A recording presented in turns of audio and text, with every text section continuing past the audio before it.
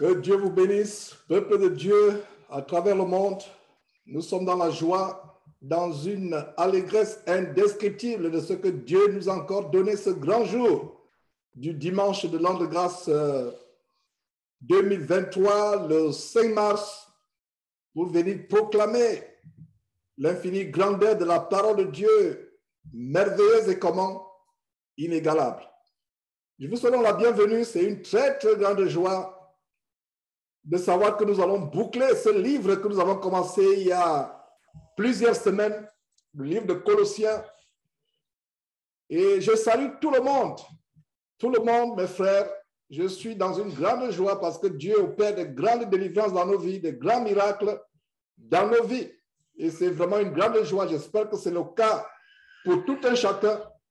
Du moins, si nous persévérons dans la parole de Dieu, si nous persévérons, Dieu est fidèle pour nous délivrer, pour nous exaucer. Et voilà, mes frères, je ne sais pas s'il y a eu une interférence. Voilà. Et donc, nous allons commencer dans quelques instants, comme vous le savez, toujours par un mot de prière. Quoi que ce soit que nous faisons en pensée, en parole ou en action, nous faisons tout au nom de notre Seigneur et Sauveur Jésus-Christ. Je vais commencer donc par un mot de prière. Achille, est-ce que tu pourrais, s'il te plaît, commencer par un mot de prière?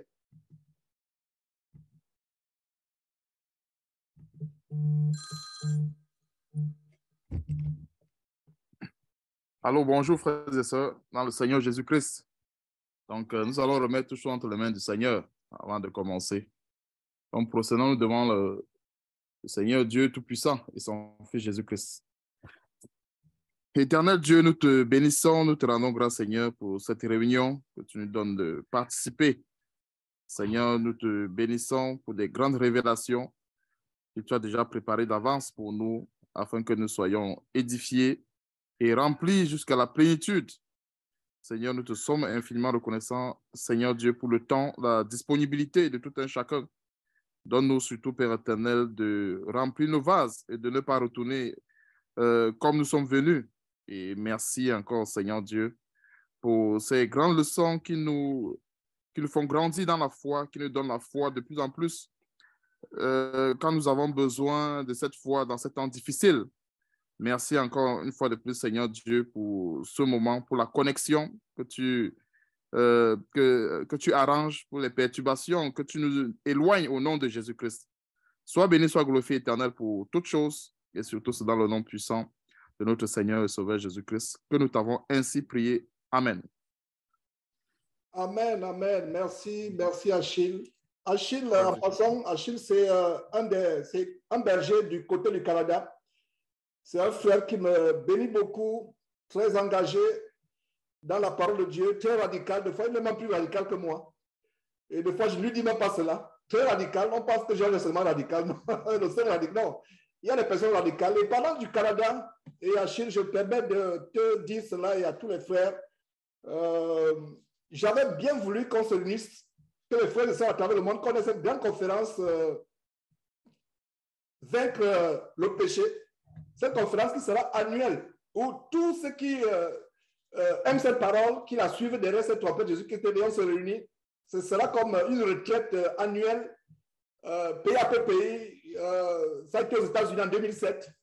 Et depuis 2007, on n'a plus tenu cela. Donc, j'aimerais qu'on la tienne encore cette année et aller, pourquoi pas, en Afrique la prochaine fois, dans un pays neutre. Donc, pour le Canada, j'aurais bien voulu entre avril et mai. Et d'ailleurs, il y a quelqu'un qui m'a posé la question. J'ai reçu l'email d'Anna qui disait est-ce que ça aura encore lieu? Il serait tellement difficile pour moi, pour des raisons professionnelles, de le faire. Mon programme ne me permettrait pas de le faire. Et même si ça me permettait, il faudrait quand même donner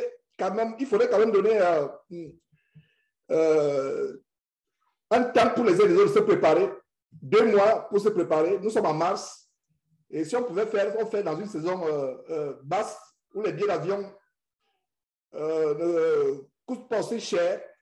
parce que les saisons hautes, c'est les fins de fin d'année, c'est l'été, mais Azur-les-Mers, c'est abordable, mais malheureusement, je ne pourrais pas être disponible.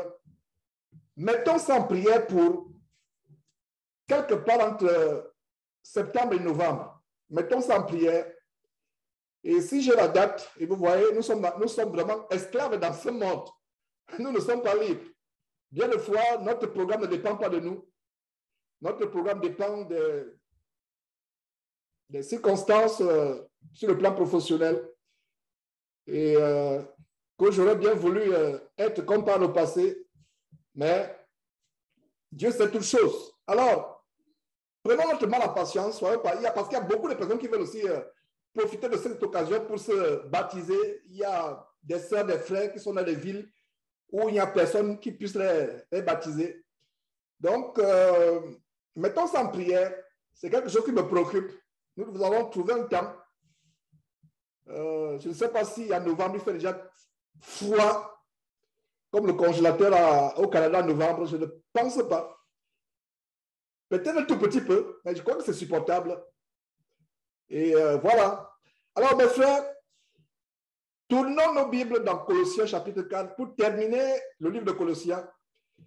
Et j'aimerais que ces quatre chapitres que nous avons étudiés depuis les semaines soient liés en une seule vidéo. Une seule vidéo a été publiée. Je ne sais pas si Bertrand, je crois que Bertrand est connecté, si tu peux le faire à ton niveau. Si tu ne peux pas, je pourrais le faire. Rassembler toutes les vidéos issues de ces réunions, de ces enseignements du dimanche sur le livre de Colossiens, les mettre ensemble. Je ne sais pas, ça va faire 11 heures de temps, 12 heures de temps, et publier ça en un bloc. Et aussi notre alternative, faire une playlist, c'est-à-dire un coffret numérique qui contient toutes ces sections sur le livre de Colossiens. C'est des grands enseignements. Nous rendons grâce à Dieu.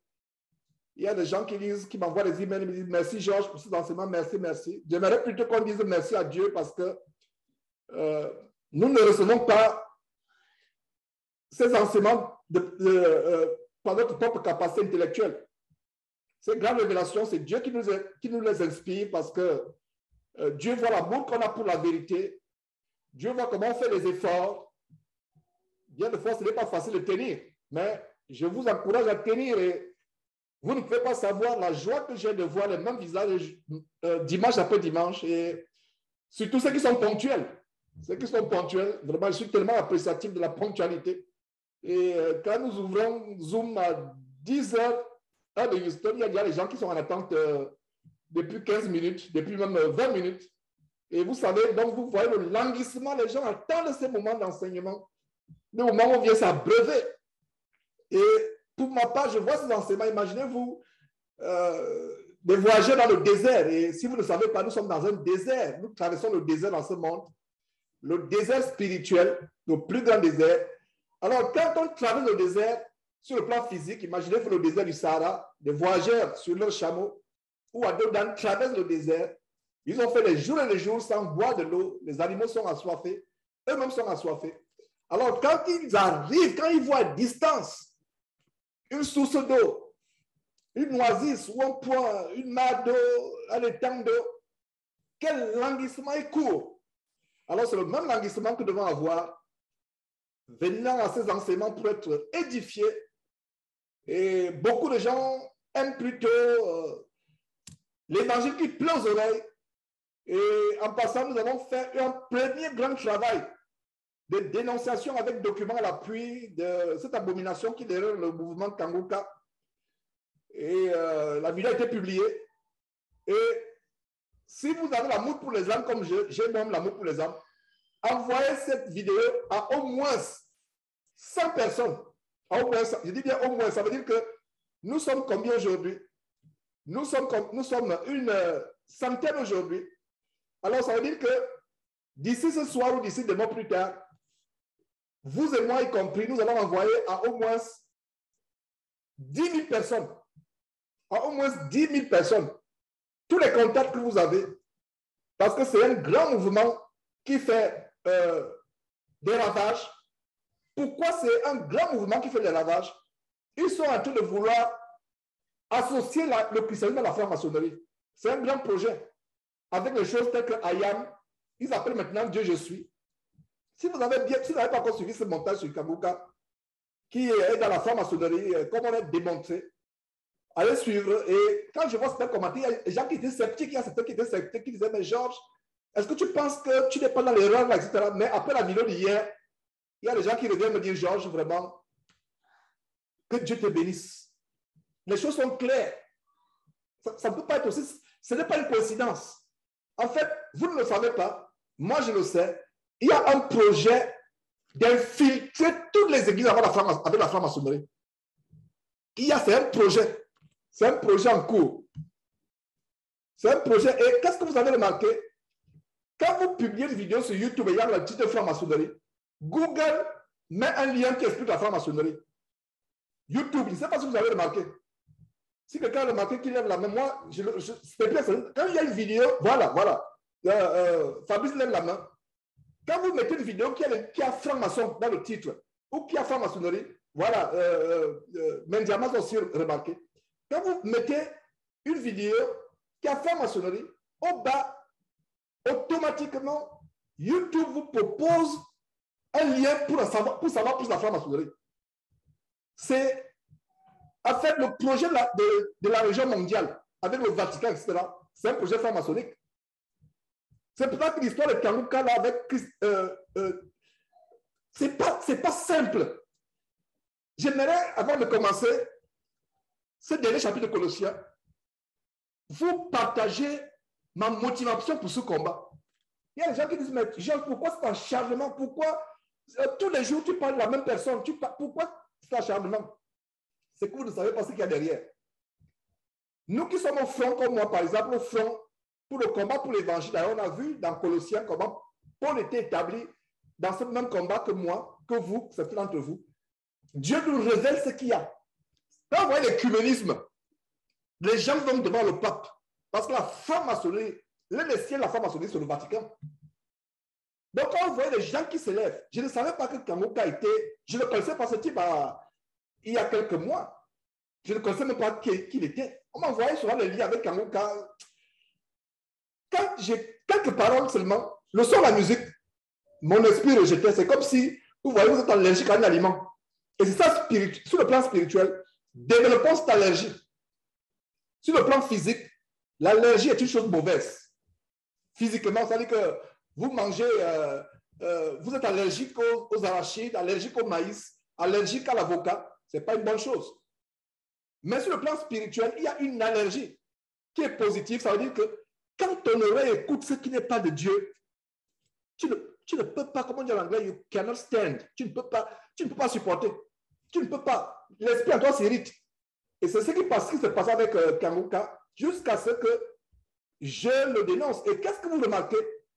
Castanou se cache. Il a fallu revoir la vidéo pour savoir que Castanou était présent. Parce que Castanou, c'est que il est franc-maçon notoire. Et il a fallu, Dieu nous a donné le discernement.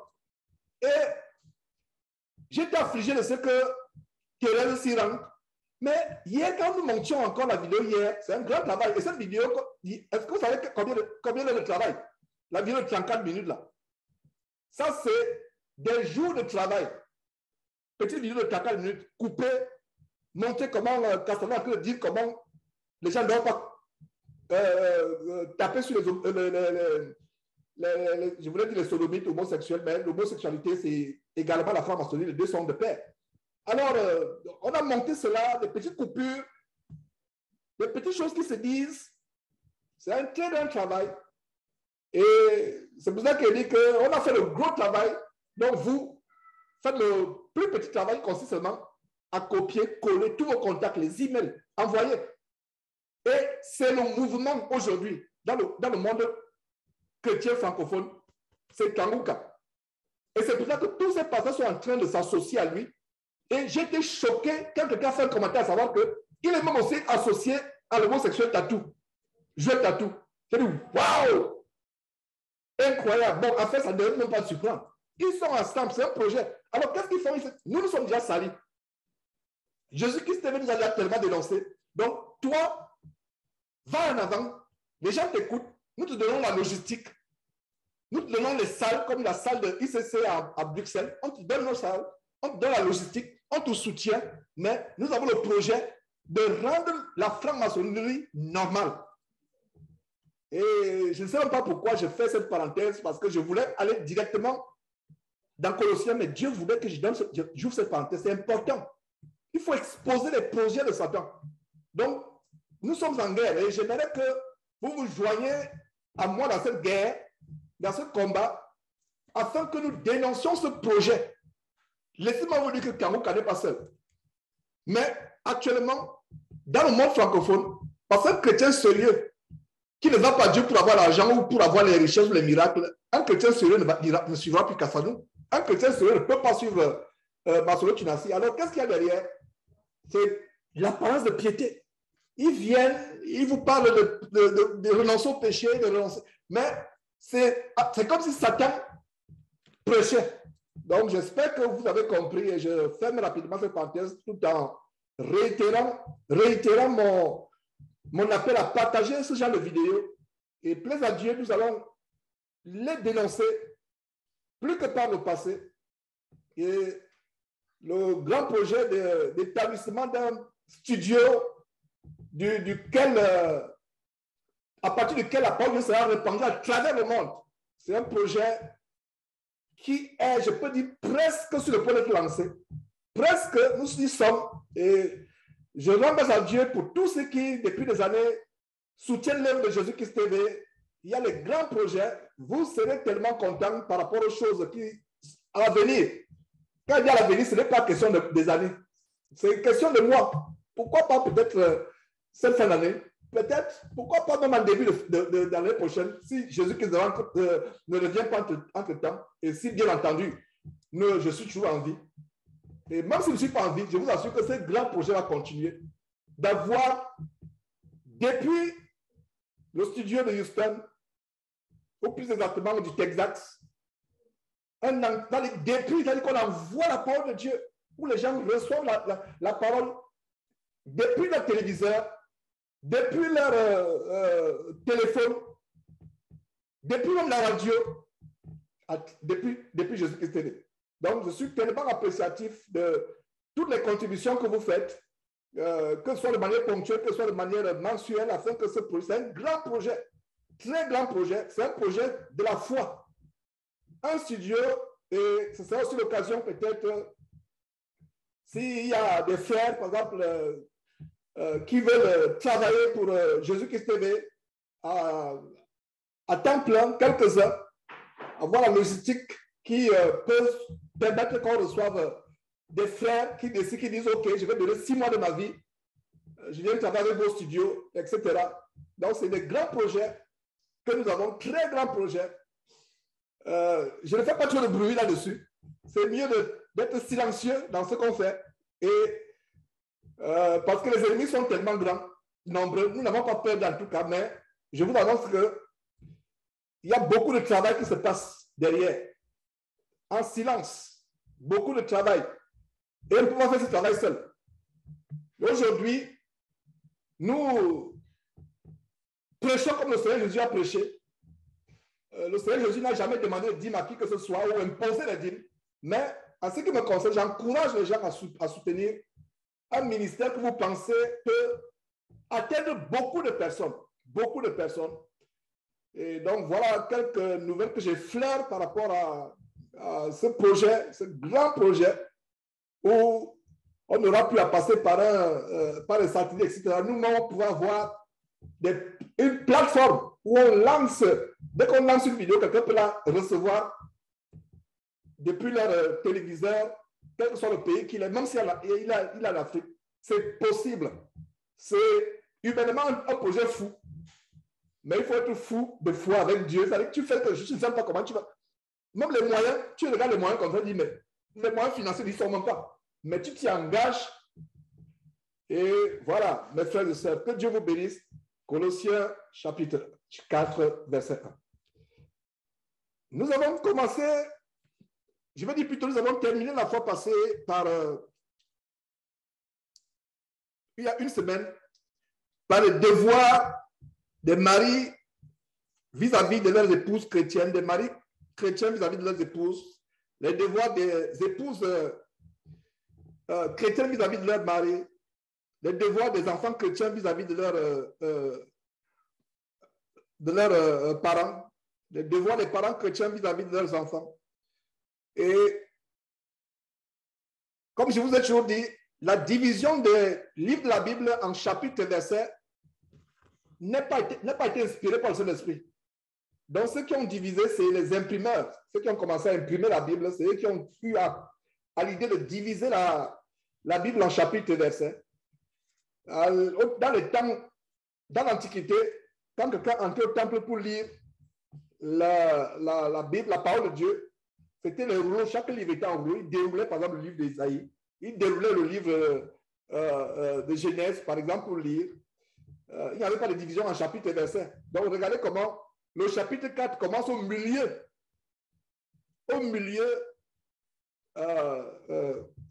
d'une exhortation. Vous voyez? Ça commence au milieu, ça coupe. Et c'est le chapitre, ça n'a rien à voir avec... c'est comme si c'était un nouveau sujet qui était abordé. Mais le chapitre 4 commence au milieu d'un sujet qui avait déjà commencé, à savoir les devoirs que nous avons en tant que chrétiens. Les devoirs, on a vu à la fin du chapitre 3, les devoirs des parents chrétiens vis-à-vis des enfants chrétiens vis-à-vis des parents, les devoirs des époux chrétiens vis-à-vis de leurs femmes, les devoirs des épouses chrétiennes vis-à-vis de leurs maris, etc., etc. Et au milieu donc de l'exposé de ces devoirs, le chapitre 4 intervient. Si c'est le Saint-Esprit qui avait divisé la Bible en chapitres et versets, le chapitre 4 ne serait pas à ce niveau-là. Le chapitre 4 commencerait peut-être au verset 7 de Colossiens chapitre 4, verset 7. Alors, cela dit, qu'est-ce que nous voyons? Nous voyons donc la suite du chapitre 3 qui, malheureusement, comme je l'ai expliqué, pour des raisons de division par les imprimeurs de la Bible, le chapitre 4 poursuit les devoirs et nous voyons au verset 1, Colossiens chapitre 4, verset 1, nous voyons le devoir des maîtres. Le devoir des maîtres. On a vu le devoir des serviteurs qui doivent obéir à leur maître en toutes choses. Maintenant, le devoir des maîtres, accordez à vos serviteurs ce qui est juste et équitable, sachant que vous aussi, vous avez un maître dans le ciel. Donc, si vous avez des employés, si vous êtes peut-être un entrepreneur, un chrétien qui est entrepreneur ou qui a des ouvriers, des travailleurs, imaginez vous avez un champ, une plantation, des gens qui travaillent. La manière par laquelle on se comporte avec eux, nous devons penser que nous devons nous souvenir que nous avons nous-mêmes un Seigneur de manière juste et équitable. Souligner juste et équitable. Juste et équitable. Je m'étais fâché un jour avec une domestique au Gabon, une femme de ménage. Elle n'était pas venue travailler, je m'étais fâché avec elle. Et on s'est séparés sans qu'elle ait son dernier salaire. Et jusqu'aujourd'hui, ça me fait mal de savoir que j'ai son argent.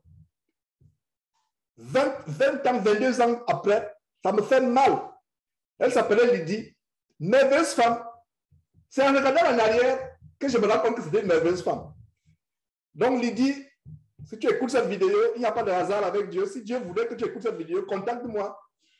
Je te promets, je vais te donner ton salaire x 10. X 10. Si tu valais plus, je serais content de te donner ton salaire x 10. Plus que au moins x 10.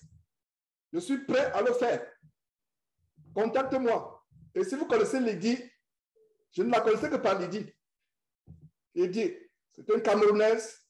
Je ne sais pas si elle était de l'Ouest. Nous étions au quartier Sobraga. J'étais un patron méchant, orgueilleux. Elle travaillait bien, je ne voyais pas qu'elle travaillait bien. C'est aujourd'hui maintenant que, oh Lydie, quelle merveilleuse femme. Mais regardez comment les écailles tombent des yeux. Quand je regarde en arrière, hein, je me rappelle, elle avait manqué de respect à Confort. Et je l'ai grondé. Et quand je regarde en arrière, maintenant, elle avait manqué de respect. c'est quelque chose qui était dans ma tête, dans mon cœur, en fait, l'orgueil. Un grand avocat, tellement vaniteux.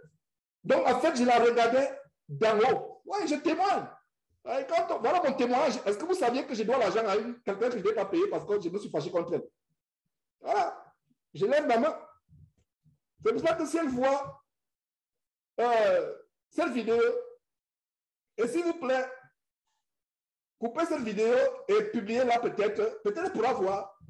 Je promets que si elle me contacte, je lui donnerai son salaire fois 10 au moins. Si elle veut aller plus, il n'y a pas de parce que son salaire, je me suis fâché. Et contre elle, je ne me rappelle même pas ce qu'elle avait fait. Parce que le cœur était quoi? Le cœur était rempli d'orgueil.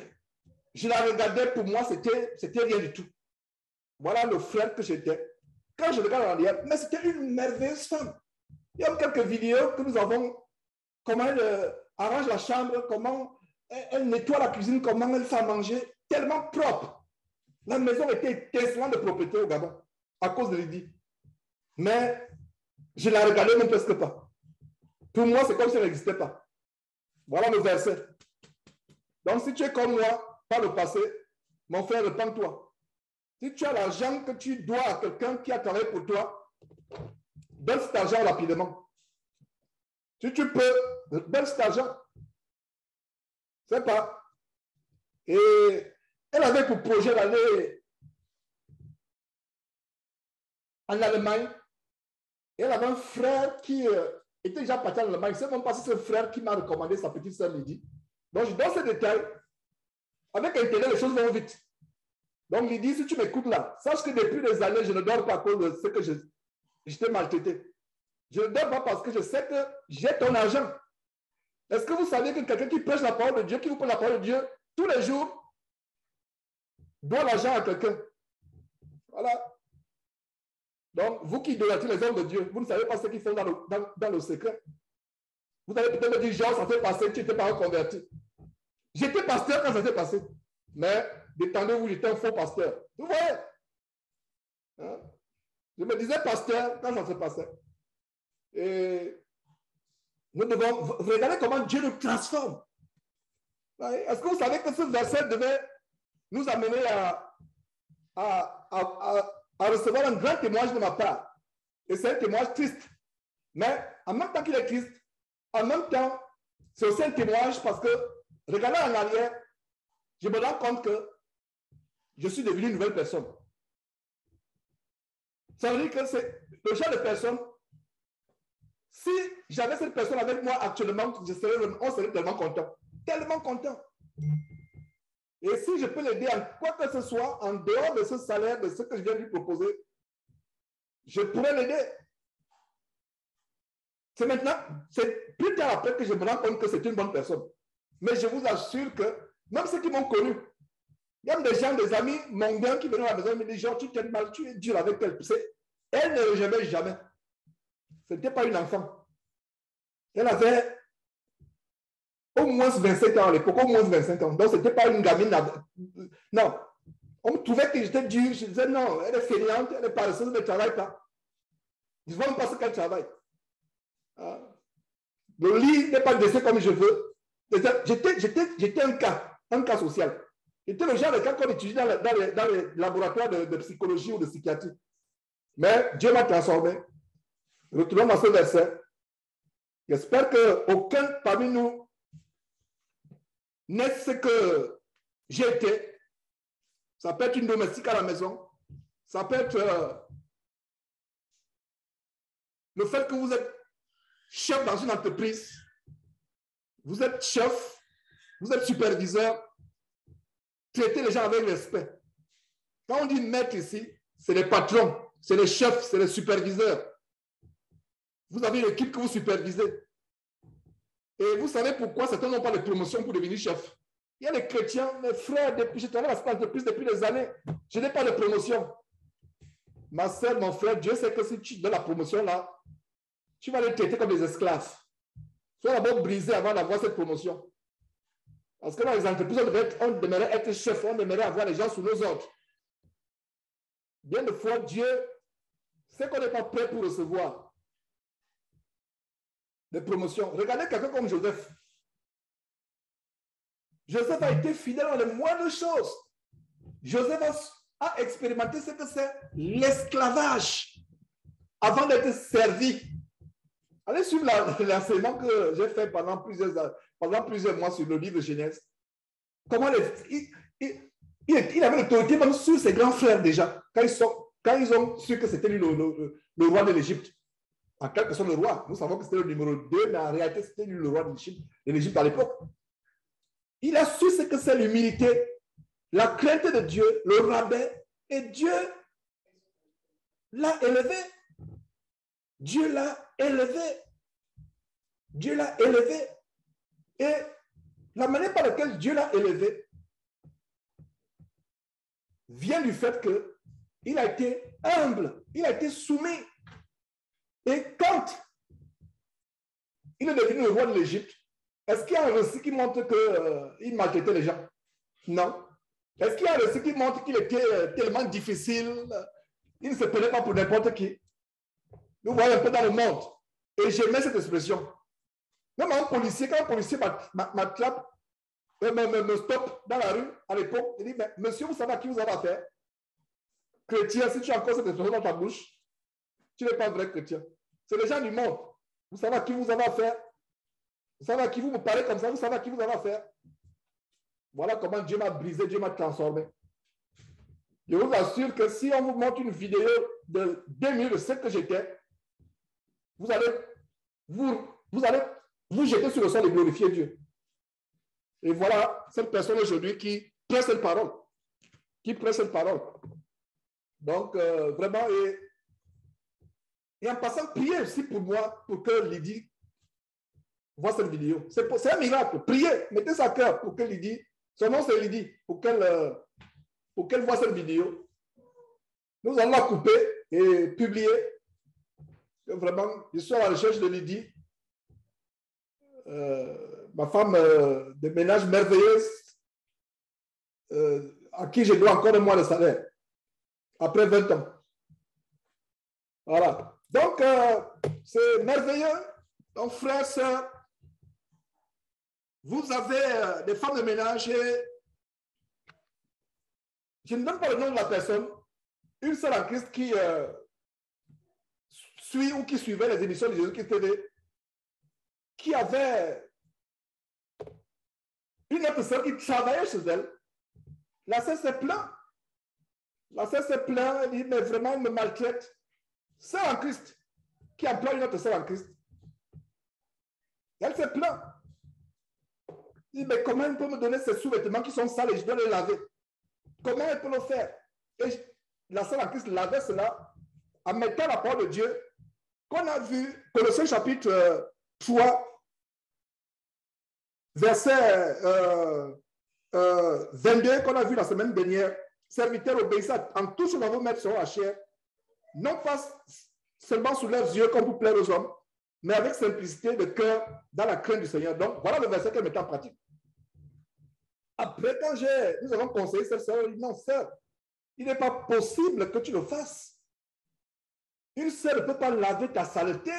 Même une femme de ménage qui n'est pas chrétienne, qui est du monde, tu ne peux pas lui donner ta saleté à laver. Mais la sœur le faisait. Donc, elle employait une sœur qui s'est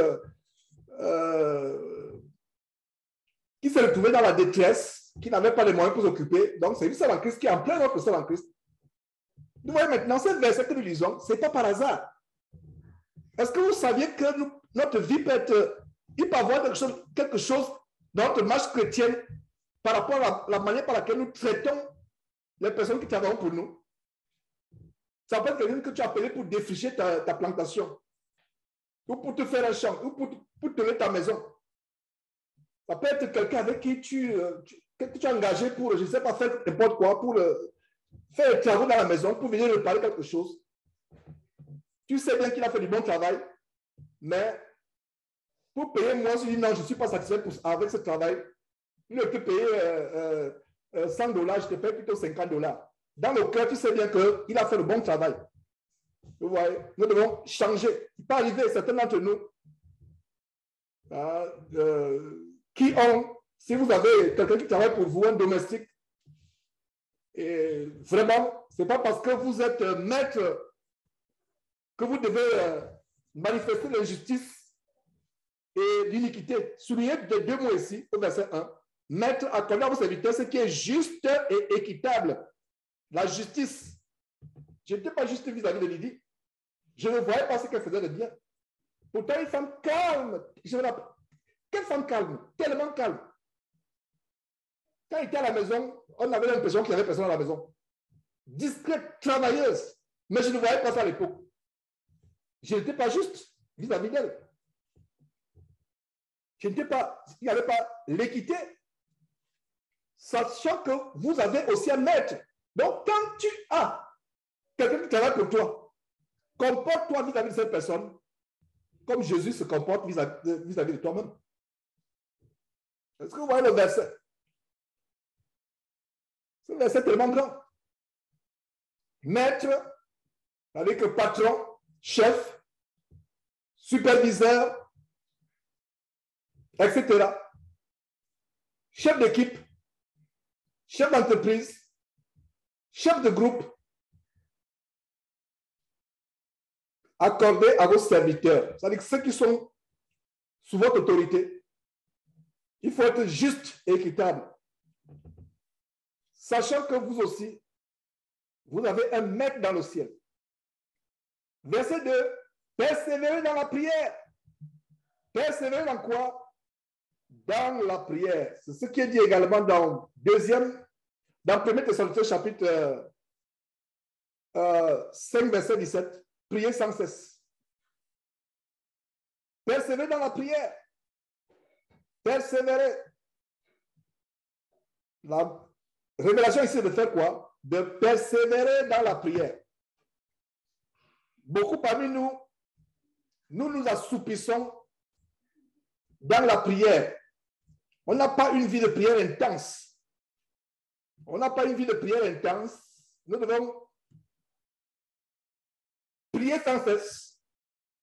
Et j'étais tellement content. J'ai fait un voyage sur le plan professionnel il y a 2 semaines. C'est la raison pour laquelle j'ai pris la route pour 2 heures de temps.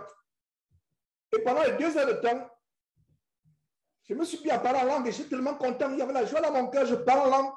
Pendant 2 heures de temps, sans interruption.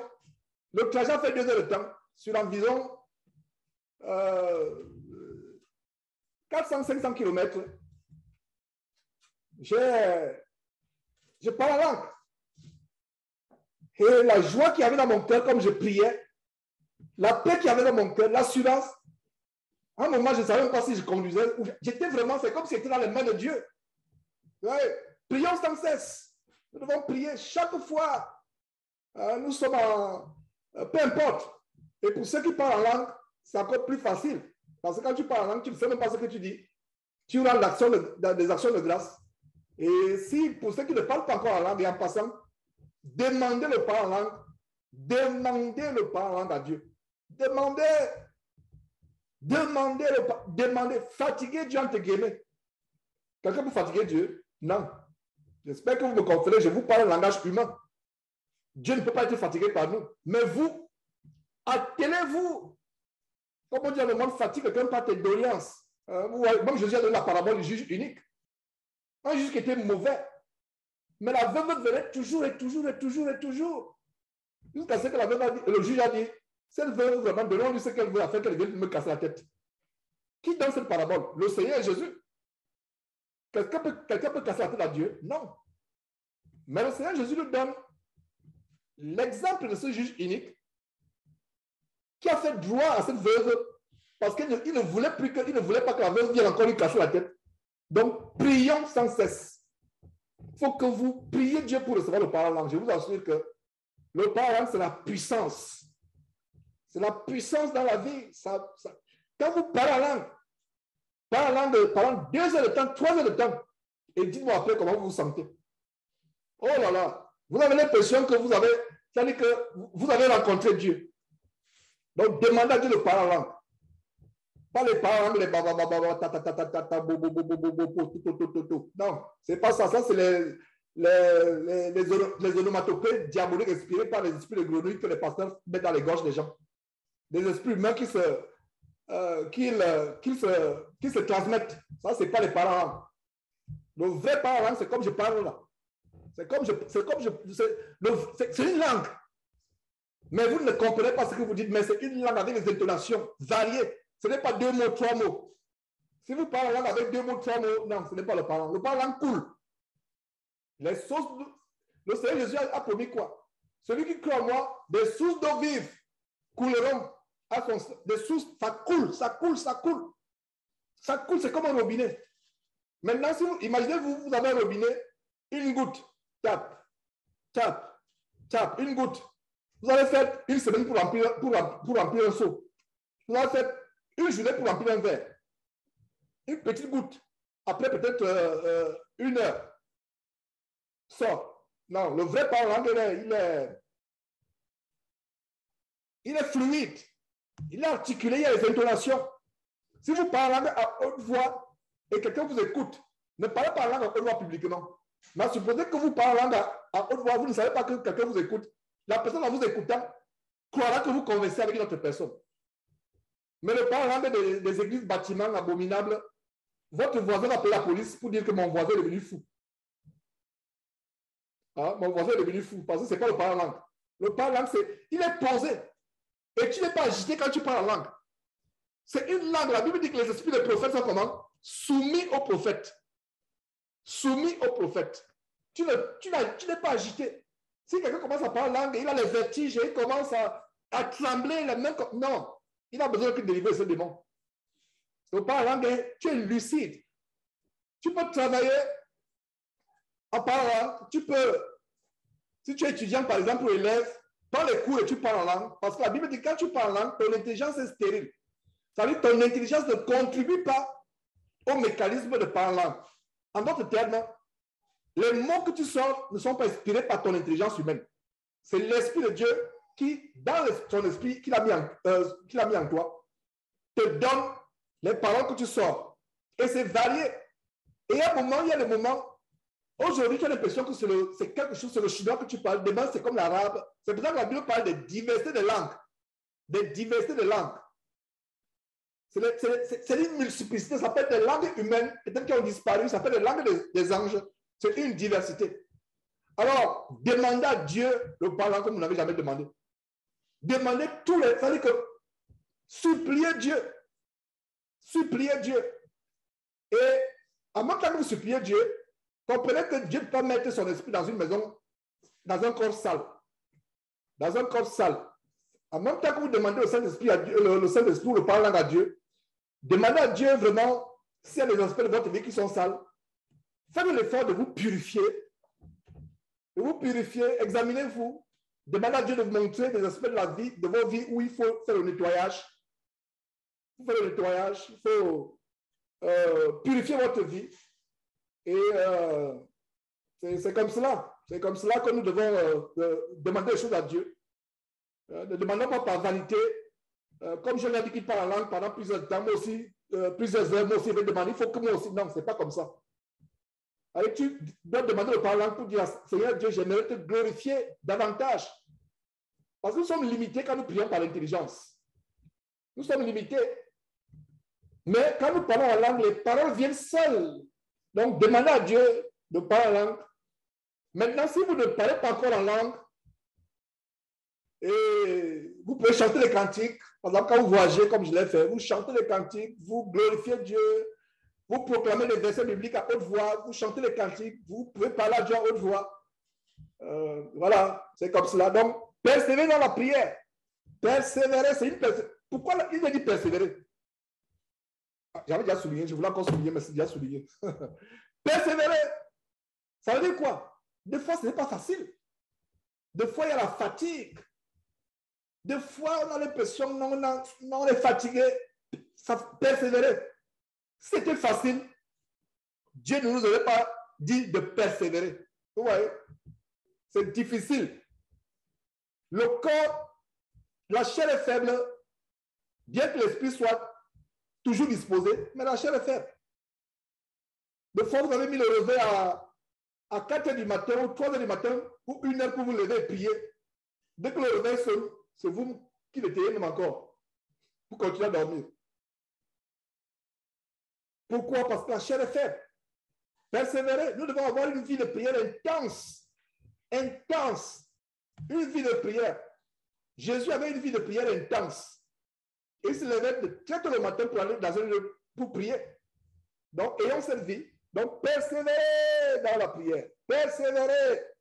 Seul en Christ persévère. Seul en Christ persévère dans la prière.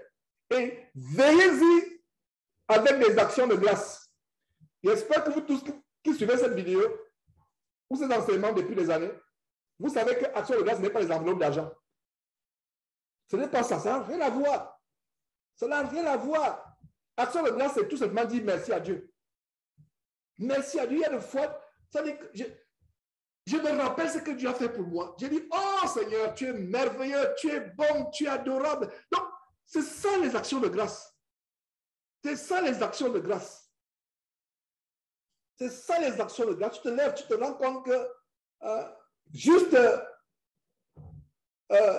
non loin le bloc, non loin de toi, il y a une catastrophe. Les gens sont morts, mais Dieu t'a épargné. Cette catastrophe aurait dû se produire dans le bloc où tu vis. Mais pourquoi ça s'est produit loin? C'est parce que Dieu t'a épargné. Est-ce que vous savez ce qui se passe la nuit quand nous dormons? Si vous saviez ce que les caméras montrent quand on dort, il y a des tentatives d'assassinat, des tentatives de meurtre. Moi qui vous parle, je sais de quoi je parle. Pendant que je dors, ou pendant que je dormais, il y avait plein de fois des tentatives de meurtre, des tentatives d'assassinat, des tentatives de tuerie.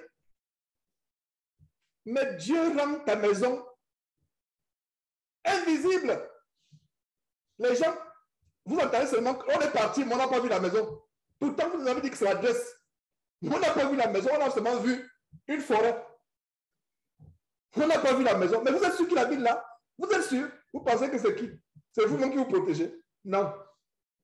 Je vous parlais de l'histoire de ma grande sœur quand je lui ai rendu visite en 2007 au Cameroun. Elle avait un gardien. Le gardien avait sa machette. Quand je regarde le gardien, il fait les tours là, il gonfle ses muscles. Il fait les tours avec sa machette. Dans mon cœur, je dis vraiment, lui et sa petite machette là, s'il y a 3 bons costauds qui viennent, on va le soulever comme un poulet pour l'attacher quelque part. Et d'ailleurs, c'est ce qu'il disait à ma grande sœur. Tu penses que c'est le petit là qui te garde? Elle ne comprenait pas. Je dis, mais tu penses que c'est lui qui vous garde? Elle me dit, oui, il est efficace, etc. Depuis qu'il est là, je dis, non. Le type là, ce n'est pas lui qui vous garde. Je ne sais pas si elle comprenait ma question en fait. Et comme j'aime vraiment de fois titiller un peu son bon sens, je dis, non, je ne pense pas. Donc, elle pensait que je parlais de son physique. Non, je dis, non, ce n'est pas lui qui te garde. Il ne peut pas te garder. Vous le payez en vain. Mais considérez que vous faites le monde, la bienfaisance. Hein? C'était un gentil jeune homme. Et quand j'ai quitté le lieu, il avait sa Bible, il lisait sa Bible, un réfugié de la République centrafricaine. Et dans mon cœur, j'étais content de ce qu'au moins s'il avait un gagne-pain, mais ce n'est pas lui qui gardait, ce n'est pas lui. Donc, comprenez que ce n'est pas nous qui nous protégeons. Il est arrivé des choses pas possibles. S'il commence à, des fois, je donne des témoignages au fur et à mesure qu'ils viennent. Nous avons été exposés à beaucoup de choses. Beaucoup de choses. Vous vous rappelez cet accident? Ce matin où je rate mon bus. Je rate mon bus. Le bus que je prends tous les matins quand on travaille encore hors de la maison, avant l'histoire de la peste chinoise. Je rate le bus. Je supplie le monsieur. Je supplie. Je dis, s'il vous plaît. Je devais commencer le boulot très tôt. Donc, il fallait que je sois au centre-ville, là où il y avait l'immeuble de notre entreprise, il fallait que j'arrive à 5h55 au plus tard, parce que c'était une longue journée de travail ce jour-là, 5h55 du matin. Donc j'arrive je ne sais pas, je prenais ce bus souvent à 5h30 du matin. Donc je fais signe. Je vois, il fait ça. Exemple, comme je fais ma tête. C'est ce qu'il a fait. Il a fait ça. Il est parti. J'ai pris celui qui est venu 15 minutes après. Quand j'arrive, il y a un grand embouteillage. Les policiers ont encerclé le bus. Les gens sont en train de sortir de ce bus pour venir entrer dans le nôtre. Et quelqu'un avec qui je prenais souvent ce bus, il vient s'asseoir avec moi, il dit tu as raté ce bus, on a eu une fusillade. Il me montre la photo du bus. C'est là où je m'asseyais, là où il y avait un gros trou. Ma tête aurait explosé sur là comme une tomate. Je vous assure. Là où je mets la tête, et celui qui s'asseyait devant, le fait que la vitre s'est brisée, il a eu des blessures. On lui a fait des pots de suture sur place, mais ce n'est pas grave. On a vraiment bandé, on a rasé, on a fait les pots de suture. Il a continué, il est allé au travail. À cause de la déflagration. Mais là où je mets souvent la tête pour m'assoupir, parce que quand vous vous levez à 4h du matin pour vous préparer, quand vous prenez le bus, fait souvent 45 minutes, 1 heure, donc tu as 1 heure de récupération, un peu de sommeil. Donc, je mets la tête, c'est là où le fusil. Je ne serai pas avec vous aujourd'hui, mais Dieu a protégé. Vous pensez que c'est par hasard? Enfin, vous connaissez déjà ce témoignage, je rappelle ce témoignage pour ceux qui viennent de se joindre à nous aujourd'hui, qui ne sont pas peut-être au courant de ce témoignage. Donc, vous pensez que c'est par hasard? Dieu nous protège. Dieu est tellement merveilleux, il nous protège. Donc, rendons-lui grâce. Il y a des choses qui se passent. Quand vous prenez votre voiture, priez, vous dites, Seigneur Dieu, je t'en supplie, rends-moi invisible aux flèches de l'ennemi sur la base de 191. Parce qu'un accident de voiture, c'est une flèche. Ça veut dire qu'une voiture qui vient te cogner, c'est une flèche. Une balle, c'est une flèche. Vous voyez, quand 191 parle de flèches, il y a plusieurs flèches. Ne voyez pas seulement les flèches telles que les flèches qu'on utilise avec les arcs. Non.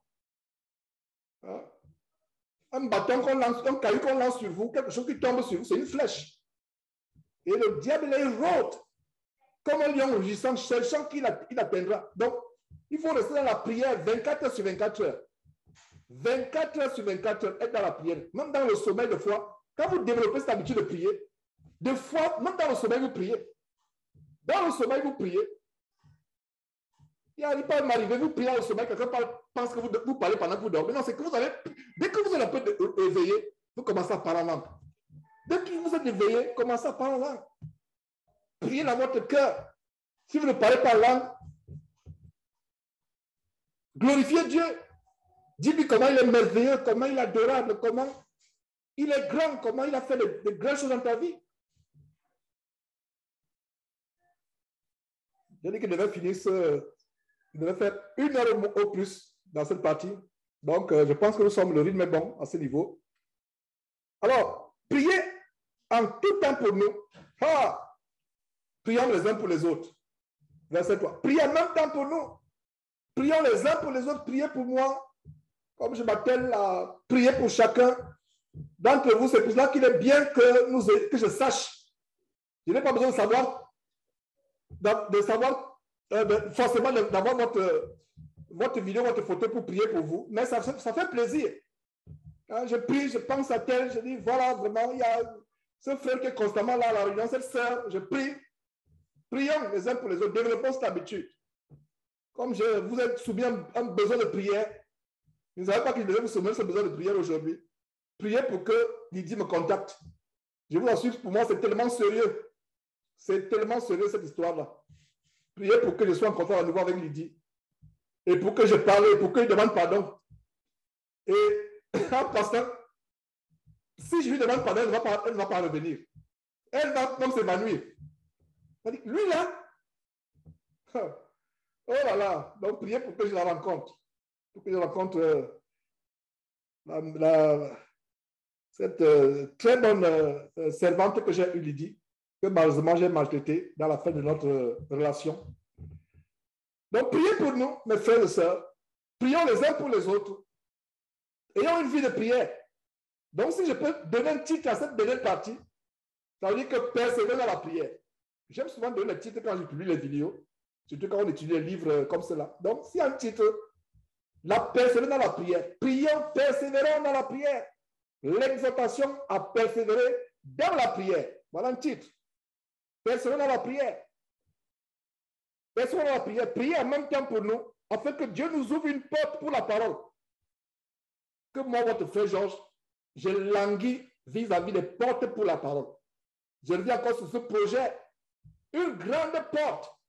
Aujourd'hui, tout le monde est sur les réseaux sociaux. À un moment, je me demandais, est-ce qu'il faut que j'ai TikTok? J'hésite par rapport à TikTok. Mais vous savez ce que j'ai à cœur depuis hier? J'aimerais peut-être avoir vos conseils. Je me dis, TikTok pour moi, TikTok c'est une grande poubelle. Mais à un moment, tous les jeunes sont sur TikTok. Alors pourquoi ne pas aussi ouvrir un compte et se concentrer sur tout ce qu'on pose sur TikTok, c'est confronter la folie des jeunes avec des vidéos qui les encouragent. Est-ce que je dois le faire? J'y réfléchis depuis des jours, mais que Dieu rend cela possible. Parce que TikTok, tous les jeunes sont sur TikTok. Facebook, là même, c'est derrière actuellement. Instagram, oh là là, c'est même encore derrière. Twitter, c'est les décideurs, les chefs d'entreprise, les chefs d'État, les cadres, les grands de ce monde, c'est eux qui sont sur Twitter. Donc, Twitter, s'il faut toucher les grands de ce monde, Twitter, c'est le meilleur endroit. S'il faut toucher la jeunesse, c'est TikTok. Il faut se toucher. Donc, je suis en train de réfléchir. C'est parce que si c'est une... Parce que c'est la poubelle. Même le logo de TikTok me remplit de colère.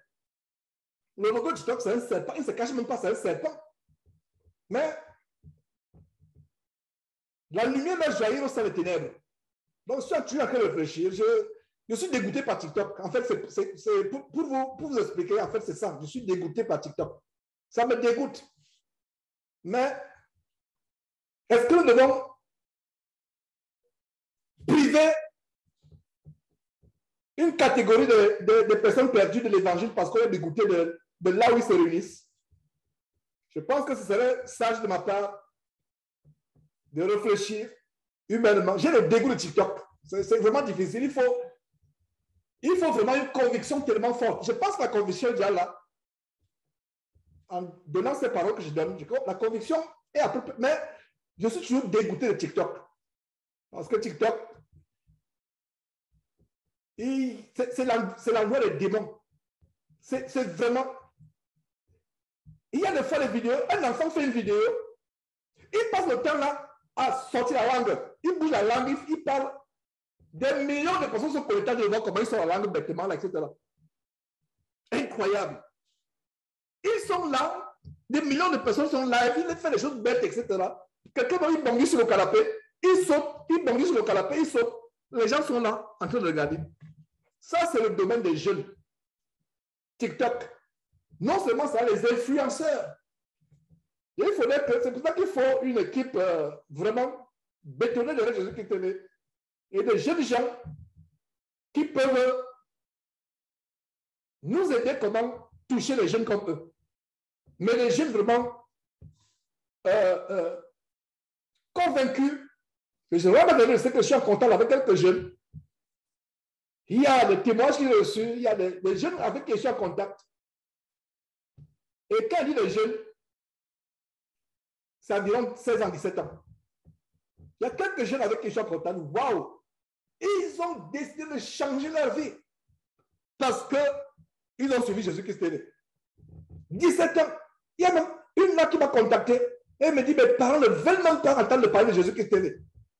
Ce sont mes parents qui m'encouragent à vouloir sortir avec les hommes, à vouloir faire les choses dehors, etc. Est-ce qu'ils doivent continuer à obéir? Je leur ai dit, si les parents ne veulent pas que tu regardes Jésus-Christ TV, ne regarde pas Jésus-Christ TV. Lis ta Bible. Demande à la permission, continue à demander la permission. Sois obéissant à tes parents. Et puis surtout pour eux. Une jeune fille, 17 ans, en Afrique. Ça me fait plaisir. Qui dit que voilà les choses, j'étais dans TikTok, j'étais ceci. Mais je ne sais pas, par hasard, je suis tombé sur vos enseignements, il dit, mon enfant, parce qu'elle peut être mon enfant, elle peut être l'âge de mon enfant. C'est-à-dire qu'il n'y a pas de hasard avec Dieu. Il n'y a pas de hasard avec Dieu. Dieu t'a sauvé de cette génération perverse et corrompue. Donc, les jeunes gens qui sont là, il y a des réseaux, ils sont là longueur de journée. C'est là où ils font du sexe sur Internet. C'est là où ils font de la pornographie sur Internet.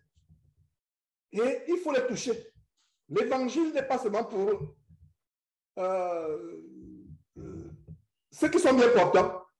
Je pense que l'évangile doit être prêché dans les asiles de fous. Et le plus grand asile de fous aujourd'hui, c'est TikTok. Je pense que j'ai déjà la réponse. Mais la main sera lourde.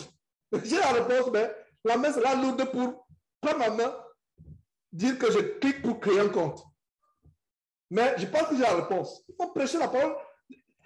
Il n'y a pas plus d'asile de fous. Parce qu'à cause de Jésus-Christ, nous devons savoir ce qui se passe dans le monde.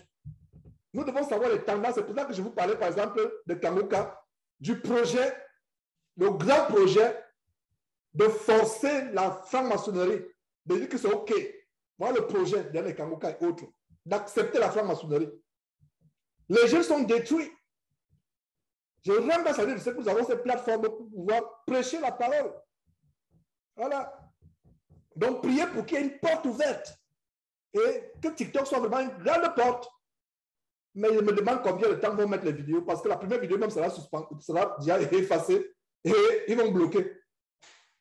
Parce que quand vous postez ce qui est bête, ce qui est insensé, je vous assure qu'il y a des vidéos sur TikTok.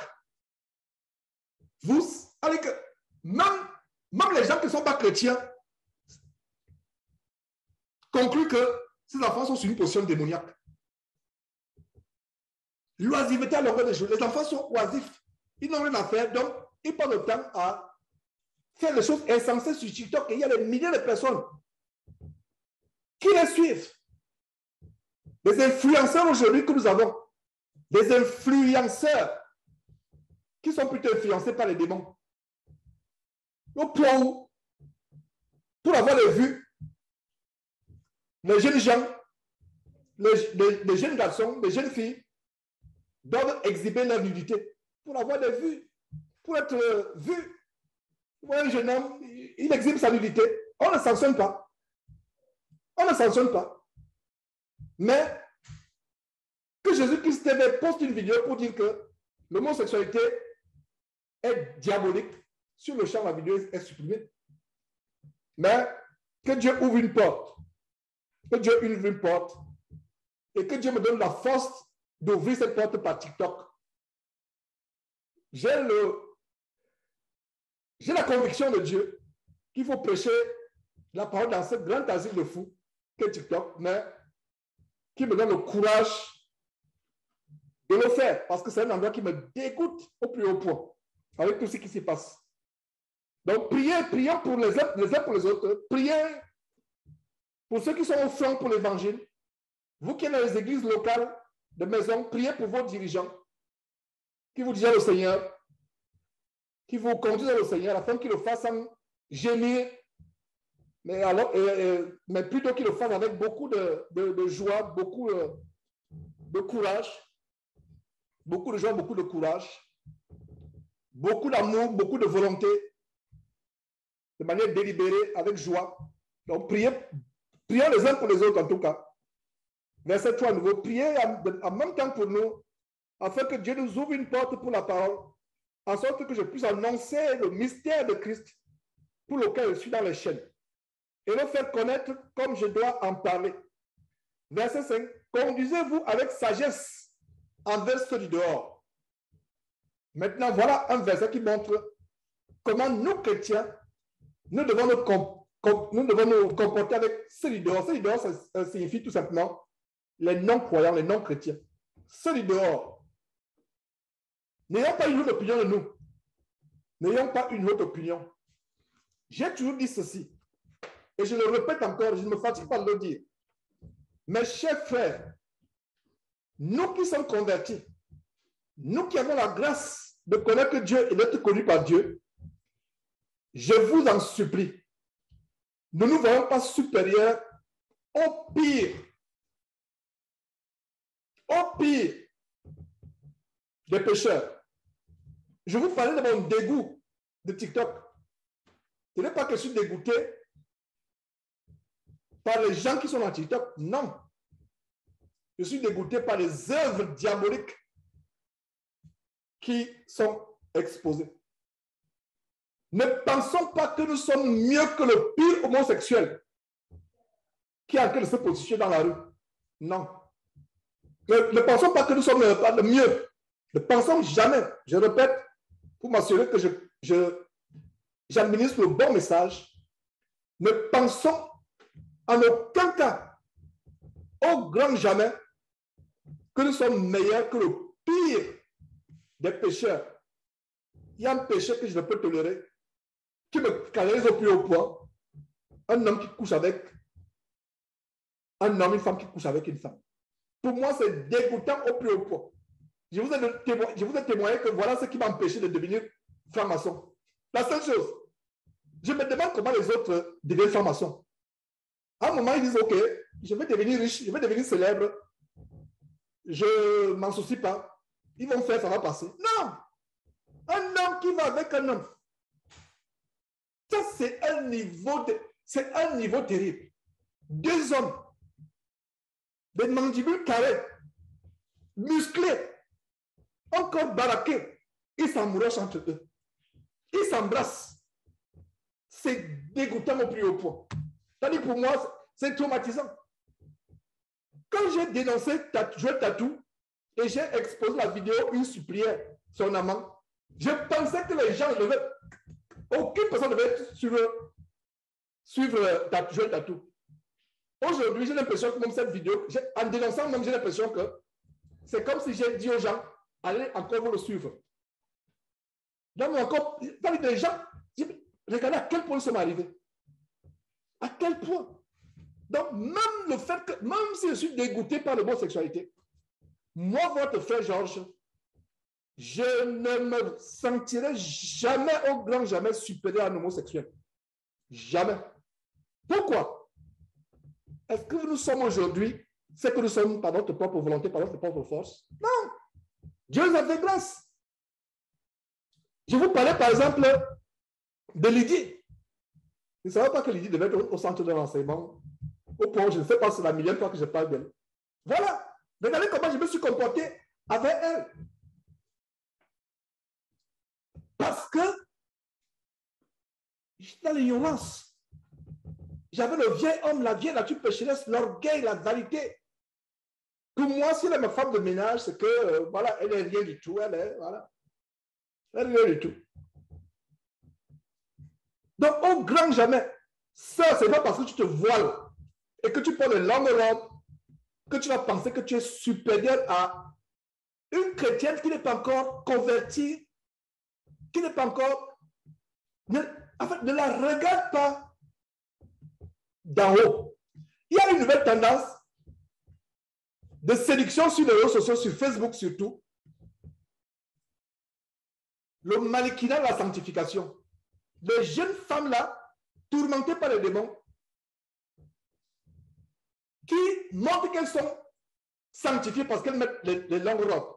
Elles mettent des photos sur Facebook avant et après. Elles mettent des vidéos avant et après. J'étais ceci avant, comme une prostituée. J'étais ceci après. Il y a la séduction. Peut-être vous et moi, certains d'entre vous ont été séduits comme j'ai été séduit.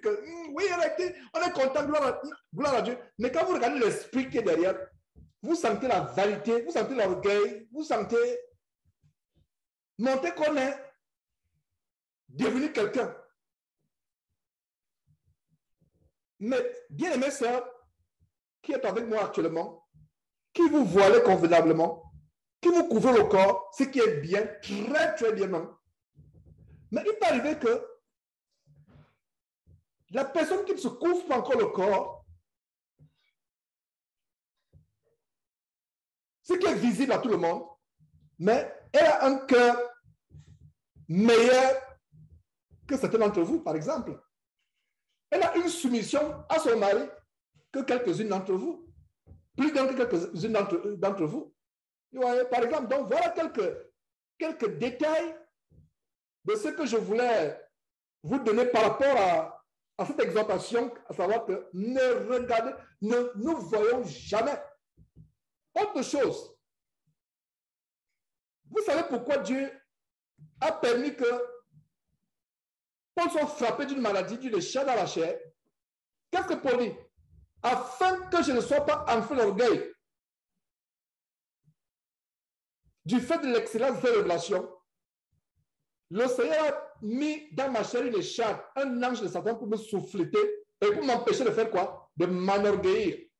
3 fois, j'ai prié au Seigneur de l'éloigner de moi. Le Seigneur a dit non, Paul, ma puissance se manifeste dans la faiblesse.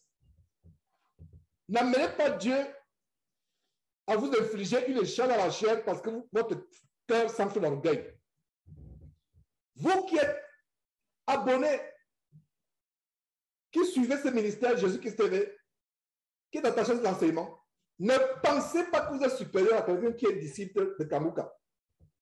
Ne pensez pas que vous êtes supérieur. Parce que quand vous découvrez cette parole, si vous ne faites pas attention, ça met l'orgueil dans votre cœur sans vous en rendre compte. Ça met l'orgueil. Pour vous qui êtes fidèles, vous vous rappelez que ce n'est pas la première fois que je parle de cela. Ne vous voyez pas supérieur à qui que ce soit. Ne vous voyez pas supérieur. Le secret, voyez-vous inférieur à tout le monde. Même au plus grand pécheur. Même à quelqu'un qui est un disciple de Joël Tatou, il vous a dit à quel point je ne peux tolérer l'homosexualité. Et je vous confesse quelque chose. Il y a quelqu'un qui était déjà converti. Je pense qu'il était converti. Il est tombé dans le péché de l'homosexualité. J'ai du mal à être en contact avec lui à nouveau. J'ai du mal. Pour moi, ça, à quel point il m'a expliqué, il m'appelle Georges, voilà, je suis tombé, voilà, j'ai été séduit avec quelqu'un qui m'a offert une bière. Et après la bière, on s'est retrouvé sous une douche, etc. Depuis ce jour-là, lui et moi n'a plus jamais été en contact. Il va suivre ceci, là, comprendre aujourd'hui pourquoi c'est difficile pour moi. C'est dégoûtant. Parce que je sais que le péché, c'est le péché. Mais il y a des péchés tels que, humainement, peut-être que je vous expose une de mes faiblesses. À savoir qu'il y a des péchés, pour moi, c'est insupportable. Un homme qui va avec un autre homme, à ce niveau, même dans la Bible, dans le Nouveau Testament, si des frères en Christ étaient tombés dans l'homosexualité, je suis convaincu que le Saint-Esprit aurait voulu que nous soyons au courant. Il y avait l'abomination, il y avait l'inceste, de telle manière que quelqu'un couchait avec la concubine de son père. D'accord. Il y avait le mensonge, il y avait des choses terribles. Mais dans l'Église primitive, pourtant, même Paul qui écrit aux Romains, Paul écrit aux Romains parce que la Rome, c'était la capitale mondiale de l'homosexualité, la Rome. Rappelez-vous de Romains chapitre 1. Il en parle. Mais quand Paul en parle en Romains chapitre 1, écrivant aux Romains, il ne dit pas qu'il y a des chrétiens qui sont livrés à l'infamie. Et dans Romains chapitre 1, qu'est-ce que nous découvrons? Quand quelqu'un commet l'homosexualité, ça veut dire que c'est Dieu qui l'a livré. Donc, quelqu'un qui a été converti, qui a suivi cette parole, et qui me contacte, qui me dit, je suis tombé dans un péché d'homosexualité. Voilà comment j'étais séduit. Quelqu'un m'a proposé une bière, et après la bière, c'est un choc que je porte. Et c'est la première fois que je parle à qui que ce soit. Personne. Même mon épouse n'est pas au courant de ça. C'est la première fois que je parle parce que ça va tellement choquer au point où J'ai dit, Seigneur Dieu, qu'est-ce qu'il faut faire? Qu'est-ce qu'il faut leur dire? Comment il est pu tomber aussi bas? Comment il est pu tomber? Donc, en même temps qu'on peut être dégoûté par les choses, en même temps, nous devons comprendre ceci. Mes frères, ne nous regardons jamais comme étant supérieurs. Celle en Christ ne regarde pas d'en haut une femme parce qu'elle a bien une position alors que pendant que toi tu as commencé à te voiler. Rappelons là où nous étions. Et voilà le secret, mon secret que je vous partage. Quand je sens que mon cœur veut s'enfler, je me rappelle de là où j'étais. Je me rappelle là où j'étais, là où je suis sorti. Rappelons-nous. Alors, continuons avec ceci.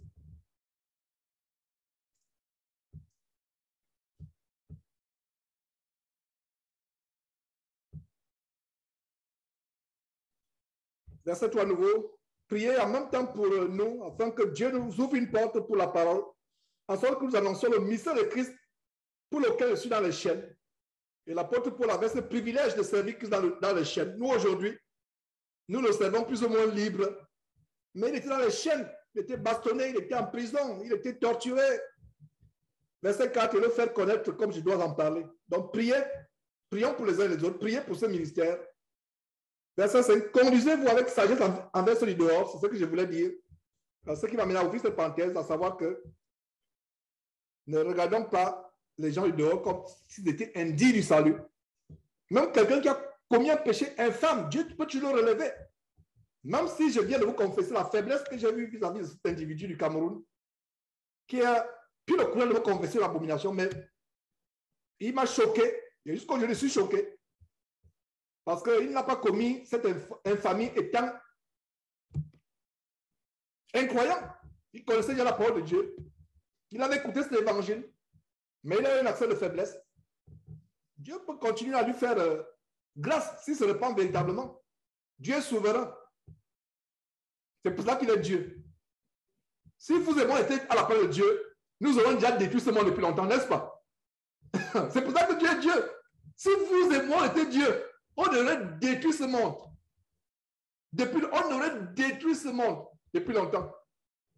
Mais Dieu maintient ce monde parce qu'il est Dieu, il est patient, parce qu'il sait comment la fin du monde sera. Il n'y a pas de mots. Il n'y a pas de mots pour expliquer le cataclysme apocalyptique qui va s'abattre sur la terre. Alors il est patient, patient. Et d'ailleurs, le frère Pierre le dit. Le frère Pierre explique très bien en 2 Pierre chapitre 3. Quand les gens se moquent, ils disent, votre Jésus là, il revient quand? Il revient quand? Le frère Pierre dit aux gens, insensés que vous êtes, c'est parce que Dieu est infiniment bon, infiniment grand dans son amour et patient, parce que ce qui va se passer, ce sera terrible. Donc, envers celui dehors, disons avec beaucoup de sagesse, et racheter le temps, voilà, souligner, racheter le temps. Le temps est précieux. Trouvons le temps pour lire la Bible, pour prier, pour nous occuper des choses de Dieu. Que votre parole soit toujours accompagnée de grâce, assaisonnée de sel, afin que vous sachiez comment il faut répondre à chacun. Je vais expliquer rapidement le verset 6. Commençons par que votre parole soit accompagnée de grâce. Ça veut dire que nous devons avoir dans notre bouche constamment Dieu soit loué. Merci Seigneur. Je te rends grâce Seigneur Dieu. Oh, merci infiniment. Merci. Donc, que votre parole soit toujours accompagnée de quoi? De grâce. Non seulement rendre grâce à Dieu, mais les choses gracieuses doivent sortir de notre bouche. Des choses qui communiquent la paix, qui encouragent, qui motivent. Ce n'est pas les querelles, ce n'est pas les injures qui doivent sortir de notre bouche, c'est la grâce. Alors, maintenant, toujours assaisonner le sel. Je n'ai pas compris ce verset pendant plusieurs années, mais aujourd'hui, par la grâce de Dieu, je le comprends. Quelle est la propriété du sel? Le sel a plusieurs propriétés, les deux principales desquelles sont les suivantes. Première propriété principale, donner la saveur à ce qui est insipide.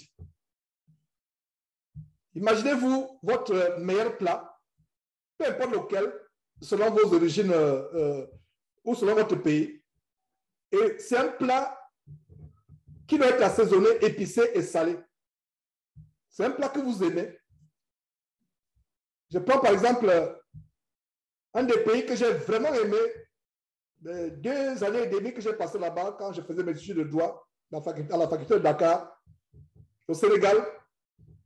Vous avez ce qu'ils appelaient le tchémoudjen, c'est-à-dire du riz gras avec du poisson, avec toutes sortes de condiments, de légumes. S'il n'est pas suffisamment salé, il n'a plus le goût, il a perdu sa saveur. Il a perdu. Personne, même ceux qui en raffolent, même ceux qui aiment, ils vont vous dire qu'il y a un problème, n'est-ce pas? Qu'en est-il de votre pays, votre plat préféré, par exemple, il n'y a pas de sel. Et il y a certaines personnes, pour des raisons médicales, on leur interdit carrément du sel. Parce que ces personnes sont misérables. Il y a des gens qui vous disent ma vie est misérable parce que j'ai comme l'impression que ma vie n'a plus de sens. À cause de quoi? À cause du fait que ces aliments n'ont plus de sel. Donc ça, c'est la propriété du sel. Donner la saveur aux aliments. Donc, la parole de Dieu et notre comportement vis-à-vis de la parole de Dieu est ce qui donne un goût à ce monde qui a perdu sa saveur. C'est pour ça que le Seigneur Jésus disait que vous êtes le sel de la terre. Imaginez-vous un seul instant qu'il n'y avait plus la parole sur cette terre. Il n'y avait même plus les chrétiens qui pouvaient encourager, exhorter, qu'il n'y avait que la grâce de Dieu avait quitté cette terre. Regardez mes frères et sœurs, vous ne pouvez pas savoir, ces enseignements du dimanche sont tellement réconfortants, sont tellement soulageants. Après une semaine passée dans le monde avec toutes sortes de tourments qu'on peut expérimenter, par exemple dans nos familles, s'il y a encore des personnes incroyables dans nos familles ou dans le milieu d'emploi, etc. On écoute la parole, c'est agréable. On se rafraîchit, on se ressource. La parole apporte la saveur, c'est comme le sel. Et quand nous sommes transformés par cette parole, nous devenons le sel de la terre. Donc, c'était la première propriété du sel, à savoir donner de la saveur à ce qui manque de saveur, à ce qui est fade, à ce qui est insipide. La deuxième propriété du sel, c'est d'arrêter la putréfaction, le pourrissement. Le sel, la composante chimique du sel, c'est principalement le chlorure de sodium. Je me demande comment j'ai pu me rappeler de cela. Je n'étais pas tellement bon en chimie. Mais je me rappelle mes cours de chimie. Et dans le sel, il y a des propriétés curatives, des propriétés désinfectantes. Le sel stoppe le pourrissement des plaies. C'est pour ça que en pharmacie, la plupart des substances, des produits qui nettoient les plaies, c'est à base du sel. On met les jolies couleurs, mais c'est le sel à la base. Quand on lave les grands blessés ou les blessés, c'est le sel. Ça veut dire que si quelqu'un a une blessure et il verse le sel, un sac de sel dans de l'eau, une grosse blessure au pied, il trempe ses pieds dans l'eau salée, il va avoir un changement. Il trempe tout simplement pendant 10 minutes, 15 minutes dans l'eau salée, 30 minutes dans l'eau salée, bien salée, il va avoir un changement. Le sel stoppe le pourrissement. Et dans les civilisations qui nous ont précédées, il n'avait pas encore la chambre froide, les chambres froides, les réfrigérateurs, les congélateurs. Il n'y avait que les rois qui pouvaient se permettre le luxe d'envoyer les serviteurs dans les montagnes, couper les dents de glace et les conserver. Et même c'était difficile de les conserver. C'est le sel qui était utilisé pour conserver les aliments tels que le poisson, les viandes, le pourrissement. Pour ceux qui suivent les documentaires, par exemple, des Égyptiens qui momifiaient leurs cadavres, parce que les Égyptiens pensaient qu'il y a la vie après la mort. S'il y a un peuple qui a recherché la vie éternelle, plus que tout autre peuple, c'est les Égyptiens. Mais ils ne savaient pas que la vie éternelle, c'est Jésus. Ils ont chassé Moïse. Ils ne savaient pas que Moïse était le reflet de la vie éternelle. Ils auraient gardé Moïse, mais ils l'ont chassé. Mais en fait, c'est le plan de Dieu qui s'accomplissait. Moïse était l'ombre de Christ. Ils ont chassé Moïse. Mais ils recherchaient la vie éternelle. Et c'est pour ça qu'il y a... Ils avaient cette pratique de momifier, de conserver les corps. Et quelle était la substance principale? C'était le sel. Alors, ayant expliqué cela, revenons sur ce verset. Que votre parole soit toujours assaisonnée. Ça veut dire quoi? Une parole qui n'est pas comparée par la parole de Dieu est une parole qui apporte le pourrissement. Voilà la conclusion évidente que je donne dans ce verset.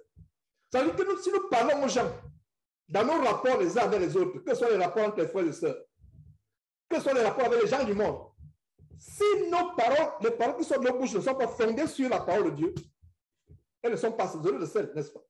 Est-ce que vous comprenez ce grand verset? Maintenant, comme je l'ai compris, je vous l'explique. Et c'est une grâce pour moi de vous expliquer ce que j'ai compris par la grâce de Dieu.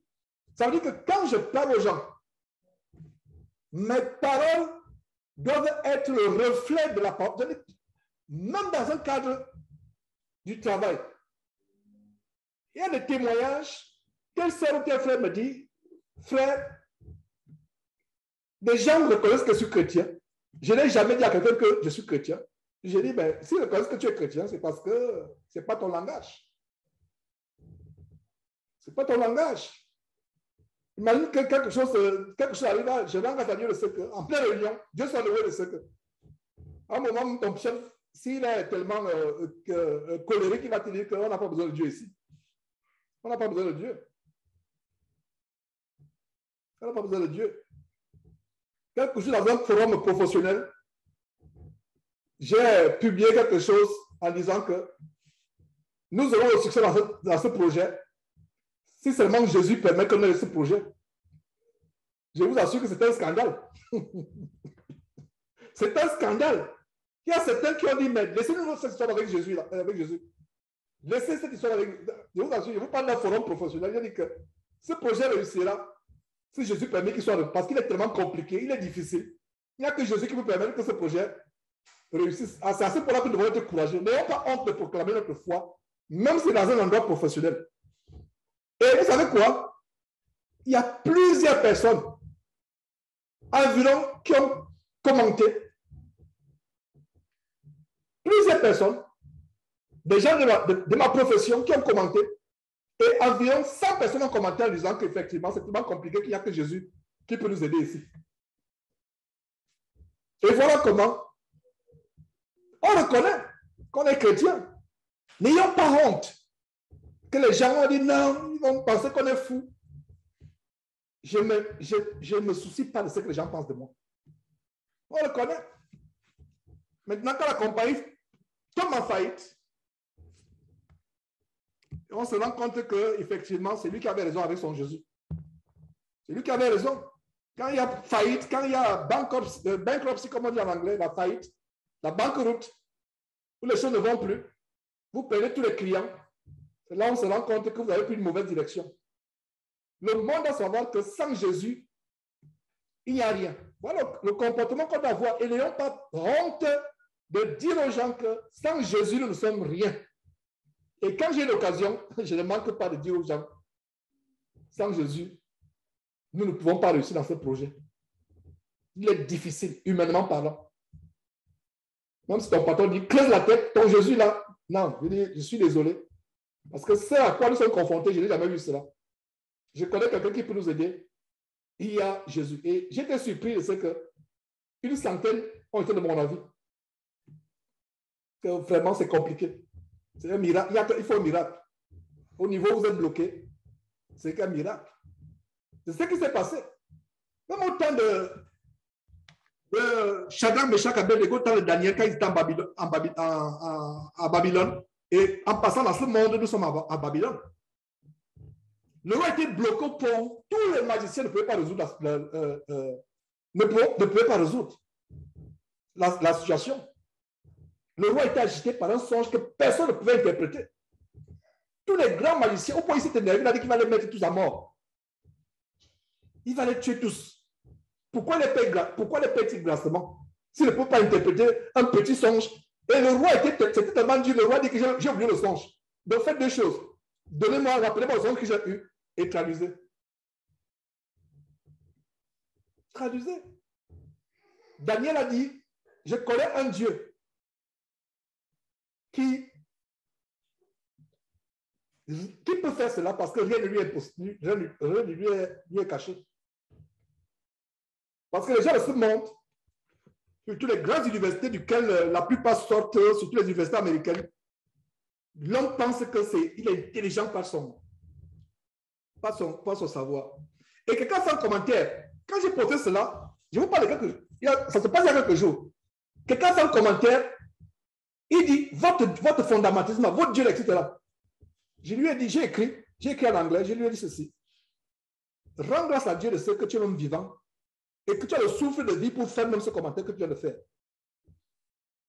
Pour que tu viens de faire, rends grâce à Dieu. Tu penses que l'intelligence, etc. Ça a été un peu une petite confrontation. Bon, après, je me suis rendu compte que, bon, pour ne pas. Et je lui ai dit, et je lui ai témoigné ma vie. Il a dit que j'étais comme toi. Là, maintenant, je l'ai parlé en privé. Il a dit que j'étais comme toi. Je pensais que Dieu était mon intelligence. Pendant que mon cerveau était mon intelligence, je pensais, et je lui ai raconté quelques circonstances qui m'ont amené à changer ma vie, à penser comme lui. Et quand je lui ai parlé de mon accident de circulation, justement, à inbox, comment je suis mort dans un accident de circulation, etc., ça a mis fin à notre conversation. Parce qu'il disait quoi? Votre Dieu là, c'est un conte de fées. Fée terre. C'est un conte de fées, votre Dieu, c'est un conte de fées, c'est pas réel. Dieu dit que c'est pas un conte de fées. Dieu dit, je faisais comme toi et j'ai eu la sagesse. C'est vrai que j'étais au début, je lui ai dit non. Rends grâce à Dieu de ce que tu peux être en vie, avoir le souffle de vie, être en bonne santé pour faire même ce commentaire. Et j'ai repris en disant qu'effectivement, je te comprends, j'étais comme toi. Peut-être pire que toi, mais voilà ce qui m'a changé. Voilà. Donc Dieu n'est pas un conte de fées. Et le fait qu'il n'a pas, visiblement c'est quelqu'un de tellement agressif, etc., dans sa manière de parler ou d'écrire, mais il a compris que, après mon témoignage, je lui ai prêché la parole indirectement, il dit que j'étais comme toi, pensant que c'est mon intelligence. Et vous savez, dans les domaines où les gens ont fait de grandes études, des environnements où les gens ont des grands diplômes, des grands boulots, ils pensent que c'est eux. Et autre chose que j'ai oublié de vous dire, c'est que je lui ai dit, il y a beaucoup de personnes qui auraient résolu les problèmes les plus difficiles avec leur intelligence, mais qui sont dans les cimetières ou qui sont dans les hôpitaux hospitalisés. Ils ne peuvent pas résoudre cela. Je vous assure. Et quand vous parlez, et il a vu la sagesse avec laquelle je parlais, et il ne pouvait plus réagir. Pourtant, en tant que collègue, c'est des personnes, l'argumentation, ça dit qu'en fait, on t'enseigne à argumenter, on t'enseigne à utiliser ta raison. Et moi, j'ai décidé de ne plus utiliser ma raison. J'utilise la parole de Dieu. Et quand tu utilises la parole de Dieu, les gens voient tes résultats. Tu peux être celui qui parle peu lors des réunions, mais quand tu ouvres la bouche pour parler la parole, les gens écoutent ce que tu as dit et c'est avec ta décision que les gens prennent. C'est ta décision que les gens prennent. C'est la décision que les gens prennent. Normalement, s'ils étaient chrétiens, et si nous étions vraiment chrétiens, quand on a un grand projet ou un grand dossier, normalement, tout le monde devrait se mettre au prix d'abord, on remet ça entre les mains de Dieu. Mais nous sommes en ce monde. Je suis en train de vous donner le meilleur du monde comme Dieu aurait voulu. Mais le monde, il y a beaucoup d'incroyants chrétiens. Donc, si je vous cette parenthèse, c'est pour vous dire que quand nous sommes avec les incroyants, notre parole doit être assaisonnée. Ça veut dire quoi? Même pas seulement avec les incroyants, même entre nous, entre les frères. Ça veut dire que si ta parole n'est pas fondée sur la parole de Dieu, ça apporte le pourrissement. Parce que ce monde est sous la corruption. Est-ce que vous comprenez? Le monde est sous la corruption. Alors, qu'est-ce qui met fin à la corruption? C'est la parole de Dieu qui stoppe la corruption dans ce monde. Tellement il faut la partager. Mais, bouclons. Verset 5 à nouveau, conduisez-vous avec sagesse envers celui dehors et rachetez le temps, que votre parole soit toujours accompagnée de grâce. J'ai expliqué cela. Assaisonnée de sel. Je pense que je sais expliquer, afin que vous sachiez comment il faut répondre à chacun. Justement, parce qu'en répondant à quelqu'un, surtout à ceux qui sont insensés, qui pensent qu'ils sont intelligents, il faut répondre. Et quand j'ai répondu, je m'attendais à ce qu'on joue au ping-pong pendant plusieurs heures. Non, il a stoppé net. Il a stoppé net, il a compris que non. En fait, surtout quand je dis qu'il y a des personnes tellement qui ont des grandes idées, qui peuvent résoudre des problèmes les plus compliqués, mais qui sont hospitalisés, pire encore, qui sont dans les cimetières. Ils ne peuvent pas. Donc, vous voyez, bon, surtout quand quelqu'un veut s'attaquer à ta foi, il faut avoir des paroles justes, pas des paroles agressives, pas des paroles pour se quereller, mais à faire présenter ta foi avec fermeté. N'aie pas honte de présenter ta foi. Terminons par des salutations. Comme le frère termine son épître et sa lettre aux Corinthiens.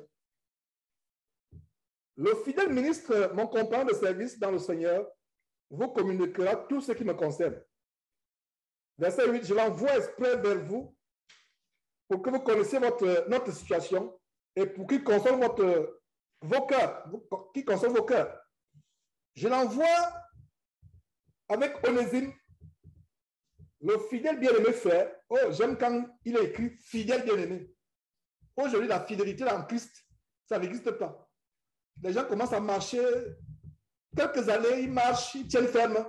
Beaucoup de ceux qui ont commencé à suivre Jésus-Christ TV ou qui étaient avec nous au début, chacun retourne à ce qu'il a vomi.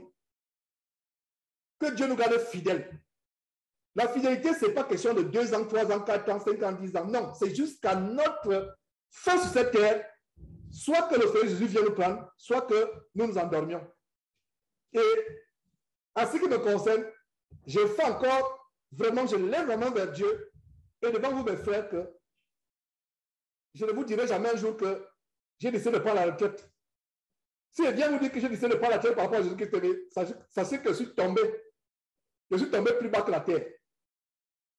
Il n'y a pas de retraite. Il y a les églises, bâtiments, fausses églises où on se lève la retraite du pasteur. Il n'y a pas de retraite. Quelle retraite? Tant que tu vis, c'est pour glorifier Dieu, c'est pour servir Dieu. Si tu as un ministère, remplis bien ton ministère. La seule chose qui met fin à la seule circonstance qui met fin à ton ministère, c'est soit le Seigneur Jésus revient, soit tu t'endors. Donc la fidélité, c'est peut-être quand je lis le fidèle, et l'apôtre Paul écrivait inspiré par le Saint-Esprit. Les mots étaient bien sélectionnés, bien épurés par le Saint-Esprit. Donc quand il dit le fidèle ministre, parce qu'il a commencé, Tychik, le bien-aimé frère et fidèle ministre. Et regardez avec qui Paul s'entoure. Est-ce que vous voyez Tychik, qu'est-ce que vous voyez comme qualificatif de Tychik, comme témoin sur Tychik, bien-aimé frère, rempli d'amour pour les frères, et ensuite quoi? Fidèle ministre. Mon frère, sois encouragé. Si tu as décidé dans le ministère pour servir en quelque ministère que ce soit, que ces paroles t'encouragent. Tychik, virgule, le bien-aimé frère et quoi? Fidèle ministre. Et ensuite, au verset 9, qu'est-ce que nous voyons? Onésime, quoi? Le fidèle. Tychik, fidèle. Onésime, fidèle. Dieu veut des serviteurs fidèles. Dieu veut des croyants fidèles. Jusqu'à la mort. Ou jusqu'au retour de Jésus-Christ. Et quand il dit mort pour nous, c'est l'endormissement parce que la mort n'est plus notre partage. Si du moins nous persévérons. C'est ça, la fidélité. Tu es fidèle. Fidèle à ce que tu fais. Tu as décidé de partager ces enseignements de Jésus-Christ chaque jour. Tu es fidèle. Tu ne te relâches pas. Fidèle. Si je n'avais pas été fidèle, ce travail aurait disparu. Les faux pasteurs auraient gagné du terrain. Mais ma fidélité, regardez, ils ferment quelle chaîne, ils ferment, ils bloquent, ils font tout. On est là, fidèles, parce qu'on a compris que notre fidélité, c'est pour une âme, c'est pour qu'une seule âme soit sauvée. Maintenant, si Dieu peut sauver plus d'une âme, c'est selon sa volonté, selon sa souveraineté. Donc, je l'envoie avec Onésime, fidèle et bien-aimé frère, qui est le vôtre. Ils vous informeront de tout ce qui se passe ici. Aristarque, mon compagnon de captivité, vous salue, ainsi que mon cousin, ainsi que Marc, pardon, ainsi que Marc, le cousin de Barnabas, au sujet duquel vous avez reçu des ordres. S'il va chez vous, accueillez-le. Et vous savez pourquoi Paul donne les ordres au sujet de Marc? Il y avait eu un désagrément, des dissentiments entre Paul et Barnabas. Ça m'a fait qu'ils se séparent à cause de Marc. Marc les avait abandonnés pour retourner à ce qu'il avait vomi. Et cela a tellement affligé l'apôtre Paul. Et plus tard, quand ils sont retrouvés plus tard, certainement, Marc s'est repenti. Et ce qui est merveilleux ici, nous découvrons ceci, nous découvrons que Paul et Marc sont rentrés dans les bons sentiments les uns envers les autres. Donc, il peut arriver que des frères aient des incompréhensions et des positions divergentes, mais ce serait une très bonne chose si ces frères qui sont séparés pour un temps s'accordent à nouveau dans la parole et marchent à nouveau ensemble. Et qu'est-ce que je comprends au verset 10? C'est quand l'Église était au courant de cette séparation entre Marc et Paul. Et certains frères n'étaient plus disposés à recevoir Marc. Marc avait maintenant une mauvaise opinion aux yeux des frères. C'est pour cela qu'il y a cette parenthèse. Regardez bien la parenthèse. S'il va chez vous accueillir, ne le rejetez pas comme un faux frère. Donc, Paul les avertit pour dire que je pense que les choses sont rentrées à l'ordre. Donc, mon compagnon Aristarque, mon compagnon de captivité, vous salue, ainsi que Marc. Donc, quand ils ont vu ça, ils ont dit, ah bon, donc Marc et Paul sont revenus ensemble dans les meilleurs sentiments. Voilà. Parce que quand il les écrivait, les gens de Colosse savaient que Marc et Paul, ça ne va plus. Parce que Marc était retourné à ce qu'il a vomi. Le courant ne passait plus entre les deux. Nous voyons les petits détails de la révélation. Il y a une parenthèse comme celle-là de la révélation sur ce qui s'est passé. Et si vous n'avez pas bien lu le livre d'Actes, vous ne pouvez pas comprendre que Paul et Marc s'étaient séparés, et même Barnabas aussi. Parce que Barnabas a pris le parti de son cousin. Et c'est pour cela que je vous dis dans le corps de Christ, pas de sentimentalisme. Pas de sentimentalisme. Tu es mon frère, mon père, ma mère. Il n'y a pas de sentimentalisme. Je ne te vois plus comme mon frère, mon père, ma mère.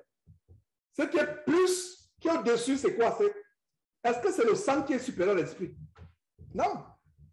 N'est-ce pas? Qu'est-ce qui est plus grand que le sang? C'est l'esprit. Mais malheureusement, certains parmi nous-mêmes actuellement pensent que le frère, mon père, ma mère est plus important que le frère en Christ. Non. Mon frère en Christ est plus important que mon frère, mon père, ma mère. Mais pas n'aime pas quand il dit ça. Il n'aime pas. Mais je le dis. Et je l'ai dit souvent cela. Et il disait de mes sœurs hier soir, petit sœur, mon père, ma mère. Tu nous oublies.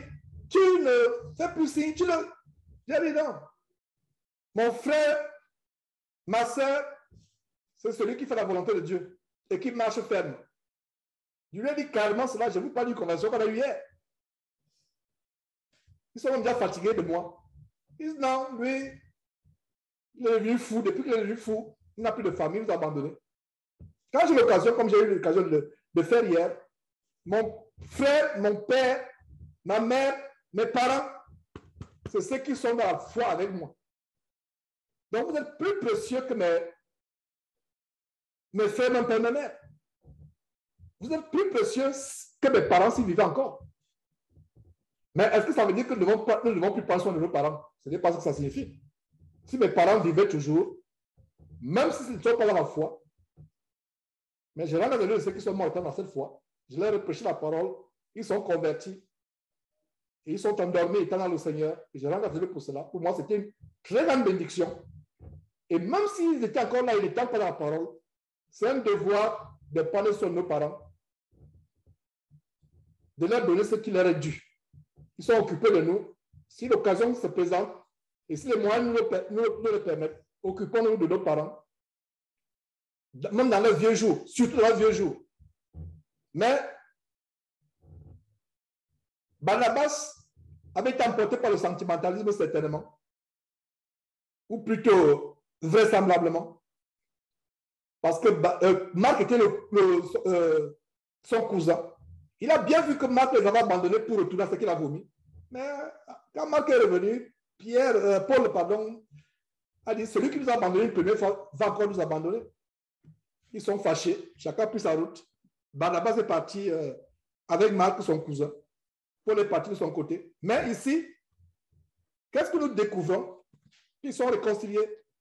Et c'est pour ça qu'il avertit l'Église en disant que ne le considérez plus comme un non-croyant. Accueillez-le. Est-ce que vous comprenez la révélation ici par rapport au rapport entre Barnabas, Marc, Paul? Donc, je lis le verset 1, continuons, termine. Aristarque, mon compagnon de captivité, vous salue, ainsi que Marc, le cousin de Barnabas, au sujet duquel vous avez reçu des ordres. S'il va chez vous, accueillez-le. Verset 11, Jésus, qui? Jésus-Christ? Non, Jésus. Donc, quand vous priez, dites bien au nom de Jésus-Christ. Si vous êtes sûr qu'exact, il y a beaucoup d'hispaniques, communauté hispanique, et si vous habitez dans un immeuble où vous êtes, les cloisons ce n'est pas les appartements, vous commencez à dire Jésus, Jésus, Jésus. Votre voisin va venir à la porte pour dire que vous l'avez appelé. Mais je ne vous ai pas appelé, il dit que je m'appelle Jésus. En hispanique, c'est Jésus. Et maintenant, vous commencez à crier Jésus, Jésus. Pourquoi il le dit? Il y a des faux Jésus. Donc, ce n'est pas tout le monde qui est Jésus. Et je disais à quelqu'un il y a quelques jours que est-ce que vous vous rendez compte qu'il n'y a personne dans le monde qui s'appelle Jésus-Christ? Moi, je n'en connais pas. Il y a des gens qui s'appellent Christ. Il y a des gens qui s'appellent Jésus. Christel. Jésus. Mais est-ce que vous connaissez quelqu'un qui s'appelle Jésus-Christ? Non. Le monde, même dans sa mentalité insensée, c'est qu'il y a un nom réservé à quelqu'un. Est-ce que, moi je ne l'ai pas encore. Si vous avez, est-ce qu'il y a quelqu'un qui a déjà, quelqu'un parmi nous qui a connaissance d'une personne ayant le nom, il y a le nom de Jésus-Christ? Moi je n'ai pas, je n'en connais pas. Cyril a levé la main, c'est ça? Je ne sais pas si Cyril a levé la main, j'ai cru. Moi, je n'ai jamais entendu parler d'un Jésus-Christ. Je n'ai jamais vu quelqu'un qui s'appelle Jésus-Christ. Il a le prénom Jésus-Christ. Non. Vous pensez que c'est par hasard? Même les démons ont peur d'inspirer les gens à prendre ce nom. Il y a la puissance au nom de Jésus-Christ. Donc, évitons de prier par Jésus. Donc, quand vous priez, même dans les assemblées, j'entends au nom de Jésus. Même dans les commentaires, dans les écrits, dans les correspondances, les frères, les lettres, écrivons Jésus-Christ. Voilà Jésus ici. Donc, quand vous commencez à prier au nom de Jésus, vous parlez de qui? De justice. Parce que voilà Jésus qui est un disciple. Jésus-Christ. Christ signifie le Messie. Jésus le Christ. Jésus le Messie. Il n'y a pas deux Messies. Il y a un seul Messie. Mais il y a plusieurs Jésus. Il y a souvent des prières, les gens qui prient, mes frères, je prie depuis longtemps. Cette demande ne veut pas partir. Je demande, mes soeurs, tu pries par quoi? Tu dis au nom de Jésus, Christ au bien. Je priais souvent Jésus. Change. Et dès que la personne change, il y a le résultat. Et on se rend compte que le démon ne peut pas partir parce que le démon n'a pas peur de Jésus. Parce que le démon, c'est qu'il y a plusieurs Jésus. Il y a même un bas Jésus, Élibas. que Paul avait rendu aveugle pendant 3 jours. Jésus appelait justice, vous savez. Donc voilà un bien-aimé frère qui s'appelait Jésus. Jésus appelait justice, vous savez aussi. Ils sont du nombre des circoncis. Et le seul qui est travaillé avec moi pour le royaume de Dieu et qui a été pour moi une consolation. Verset 12, et par France qui est les vôtres, vous salue. Serviteur de Jésus-Christ. Voilà. Au verset 11, on a Jésus appelé justice. Et au verset 12, on a Epaphras qui est serviteur de qui? De Jésus? Non. Serviteur de Jésus-Christ. Il essaie de combattre pour vous dans cette prière, afin que, parfait et pleinement persuadé, vous persistiez dans une entière soumission dans la volonté de Dieu. Car je lui rends témoignage qu'il a une grande sollicitude pour vous, pour ceux de Laodicée et pour ceux d'Hierapolis. Luc le médecin, bien-aimé, vous salue, ainsi que Démas. Et comme j'avais enseigné, je crois, dans le livre de Actes, qu'on a vu l'étude approfondie d'Actes, verset après verset, regardez comment Dieu est merveilleux. Dieu fait que Paul rencontre Luc. Luc est médecin. Et vous savez dans quelles circonstances Paul a rencontré Luc? C'était après qu'il ait reçu le chat dans la chair. Incroyable. Dieu a répondu à la prière de Paul indirectement. Comme je vous l'ai dit tantôt, Paul explique pourquoi il a eu cette infirmité, cette maladie, cette chat dans la chair, parce que Dieu voulait le préserver d'être enflé d'orgueil, afin qu'il ne soit pas enflé d'orgueil à cause de l'excellence de révélation qu'il avait reçue. Dieu lui a permis à un ange de Satan pour le souffleter, exactement comme le cas de Job. Plusieurs fois, Paul a prié pour que c'était un moment insupportable. Et outre cela, le bien-aimé frère devait encore être dans les chaînes. Il devait encore être flagellé. Incroyable. Mais Dieu, dans son amour, fait que Paul rencontre un frère médecin. Et c'est Luc qui a écrit 2 livres, l'Évangile de Luc et le livre de Actes. Voilà. C'est lui qui a écrit ce merveilleux livre. Et lui dit, parce qu'à un moment, quand vous lisez le livre de Actes, ils allèrent, à partir du chapitre 1er, ils allèrent, ils firent ceci, ils firent cela. Et à un moment, à un niveau dans le livre de Actes, ça commence par nous. Et là, vous lisez le livre de Actes, où ce n'est plus la 3e personne du pluriel, mais c'est la première personne, nous, du pluriel, nous. C'est à partir du moment où Luc a rencontré Paul. Parce qu'il écrit le livre de Actes comme un livre historique et à un moment comme un livre biographique, parce qu'il s'inclut lui-même. Voilà les merveilles. Donc, ici, Luc était un compagnon, était constamment avec Paul. Et Dieu ne fait pas les choses par hasard. Ma compréhension, c'est que Luc a été un grand soulagement pour Paul dans la chair, pour apaiser ses souffrances. Luc, le médecin, bien aimé, c'est pour ça qu'il précise le médecin. Sinon, pourquoi il aurait voulu? Ça va pas. Être médecin, ce n'est pas important. C'est pour ça que quand le Saint-Esprit donne une précision, ce n'est pas par hasard. Ce n'est pas par hasard. Luc, le médecin, bien aimé, le médecin bien aimé, ça pourrait être Luc, le frère bien aimé, mais Luc, le médecin bien aimé, vous saluez ainsi que Démas. Verset 15, salue les frères qui sont à Laodicée.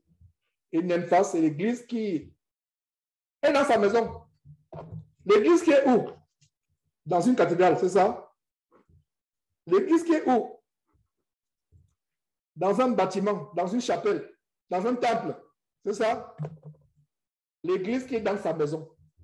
Les églises étaient dans les maisons. Voilà un détail. Donc, souligner l'église qui est dans sa maison. L'église qui est dans sa maison.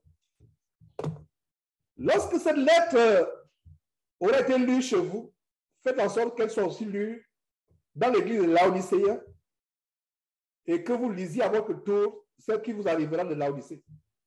Donc, nous avons la révélation qu'il y a des lettres même qui n'ont pas été publiées. Voilà une lettre qui vient de Laodicée, qui vient de Laodicée. Et la lettre de l'église de Laodicée, mais elle n'a pas été publiée. Et Dieu sait pourquoi. Tout ce que nous avons aujourd'hui comme chapitre, c'est suffisant pour notre vie et pour notre piété. Conclusion, mes frères et sœurs, ne soyez pas séduits par les livres mystiques. Il y a une vidéo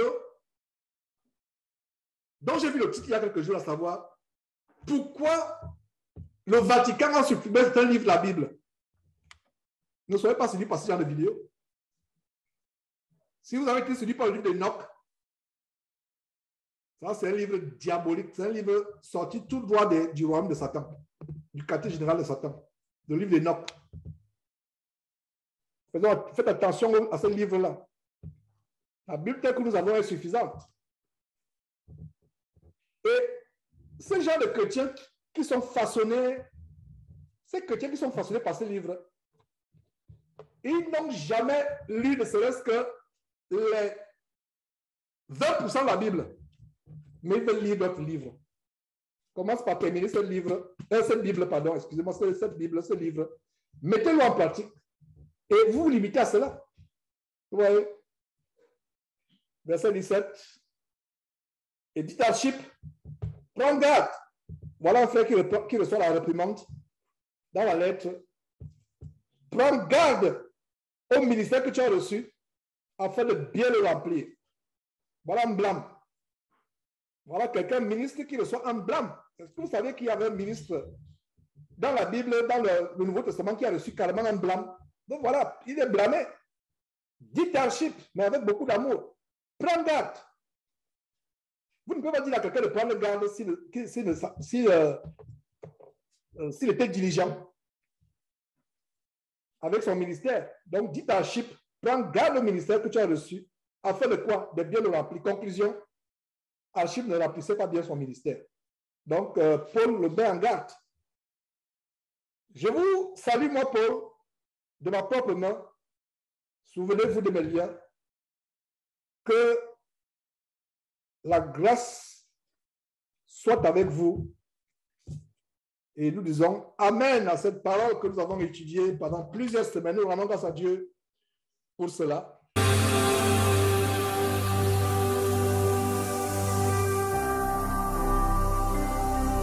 Jésus-Christ TV, vous connaîtrez la vérité et la vérité vous affranchira.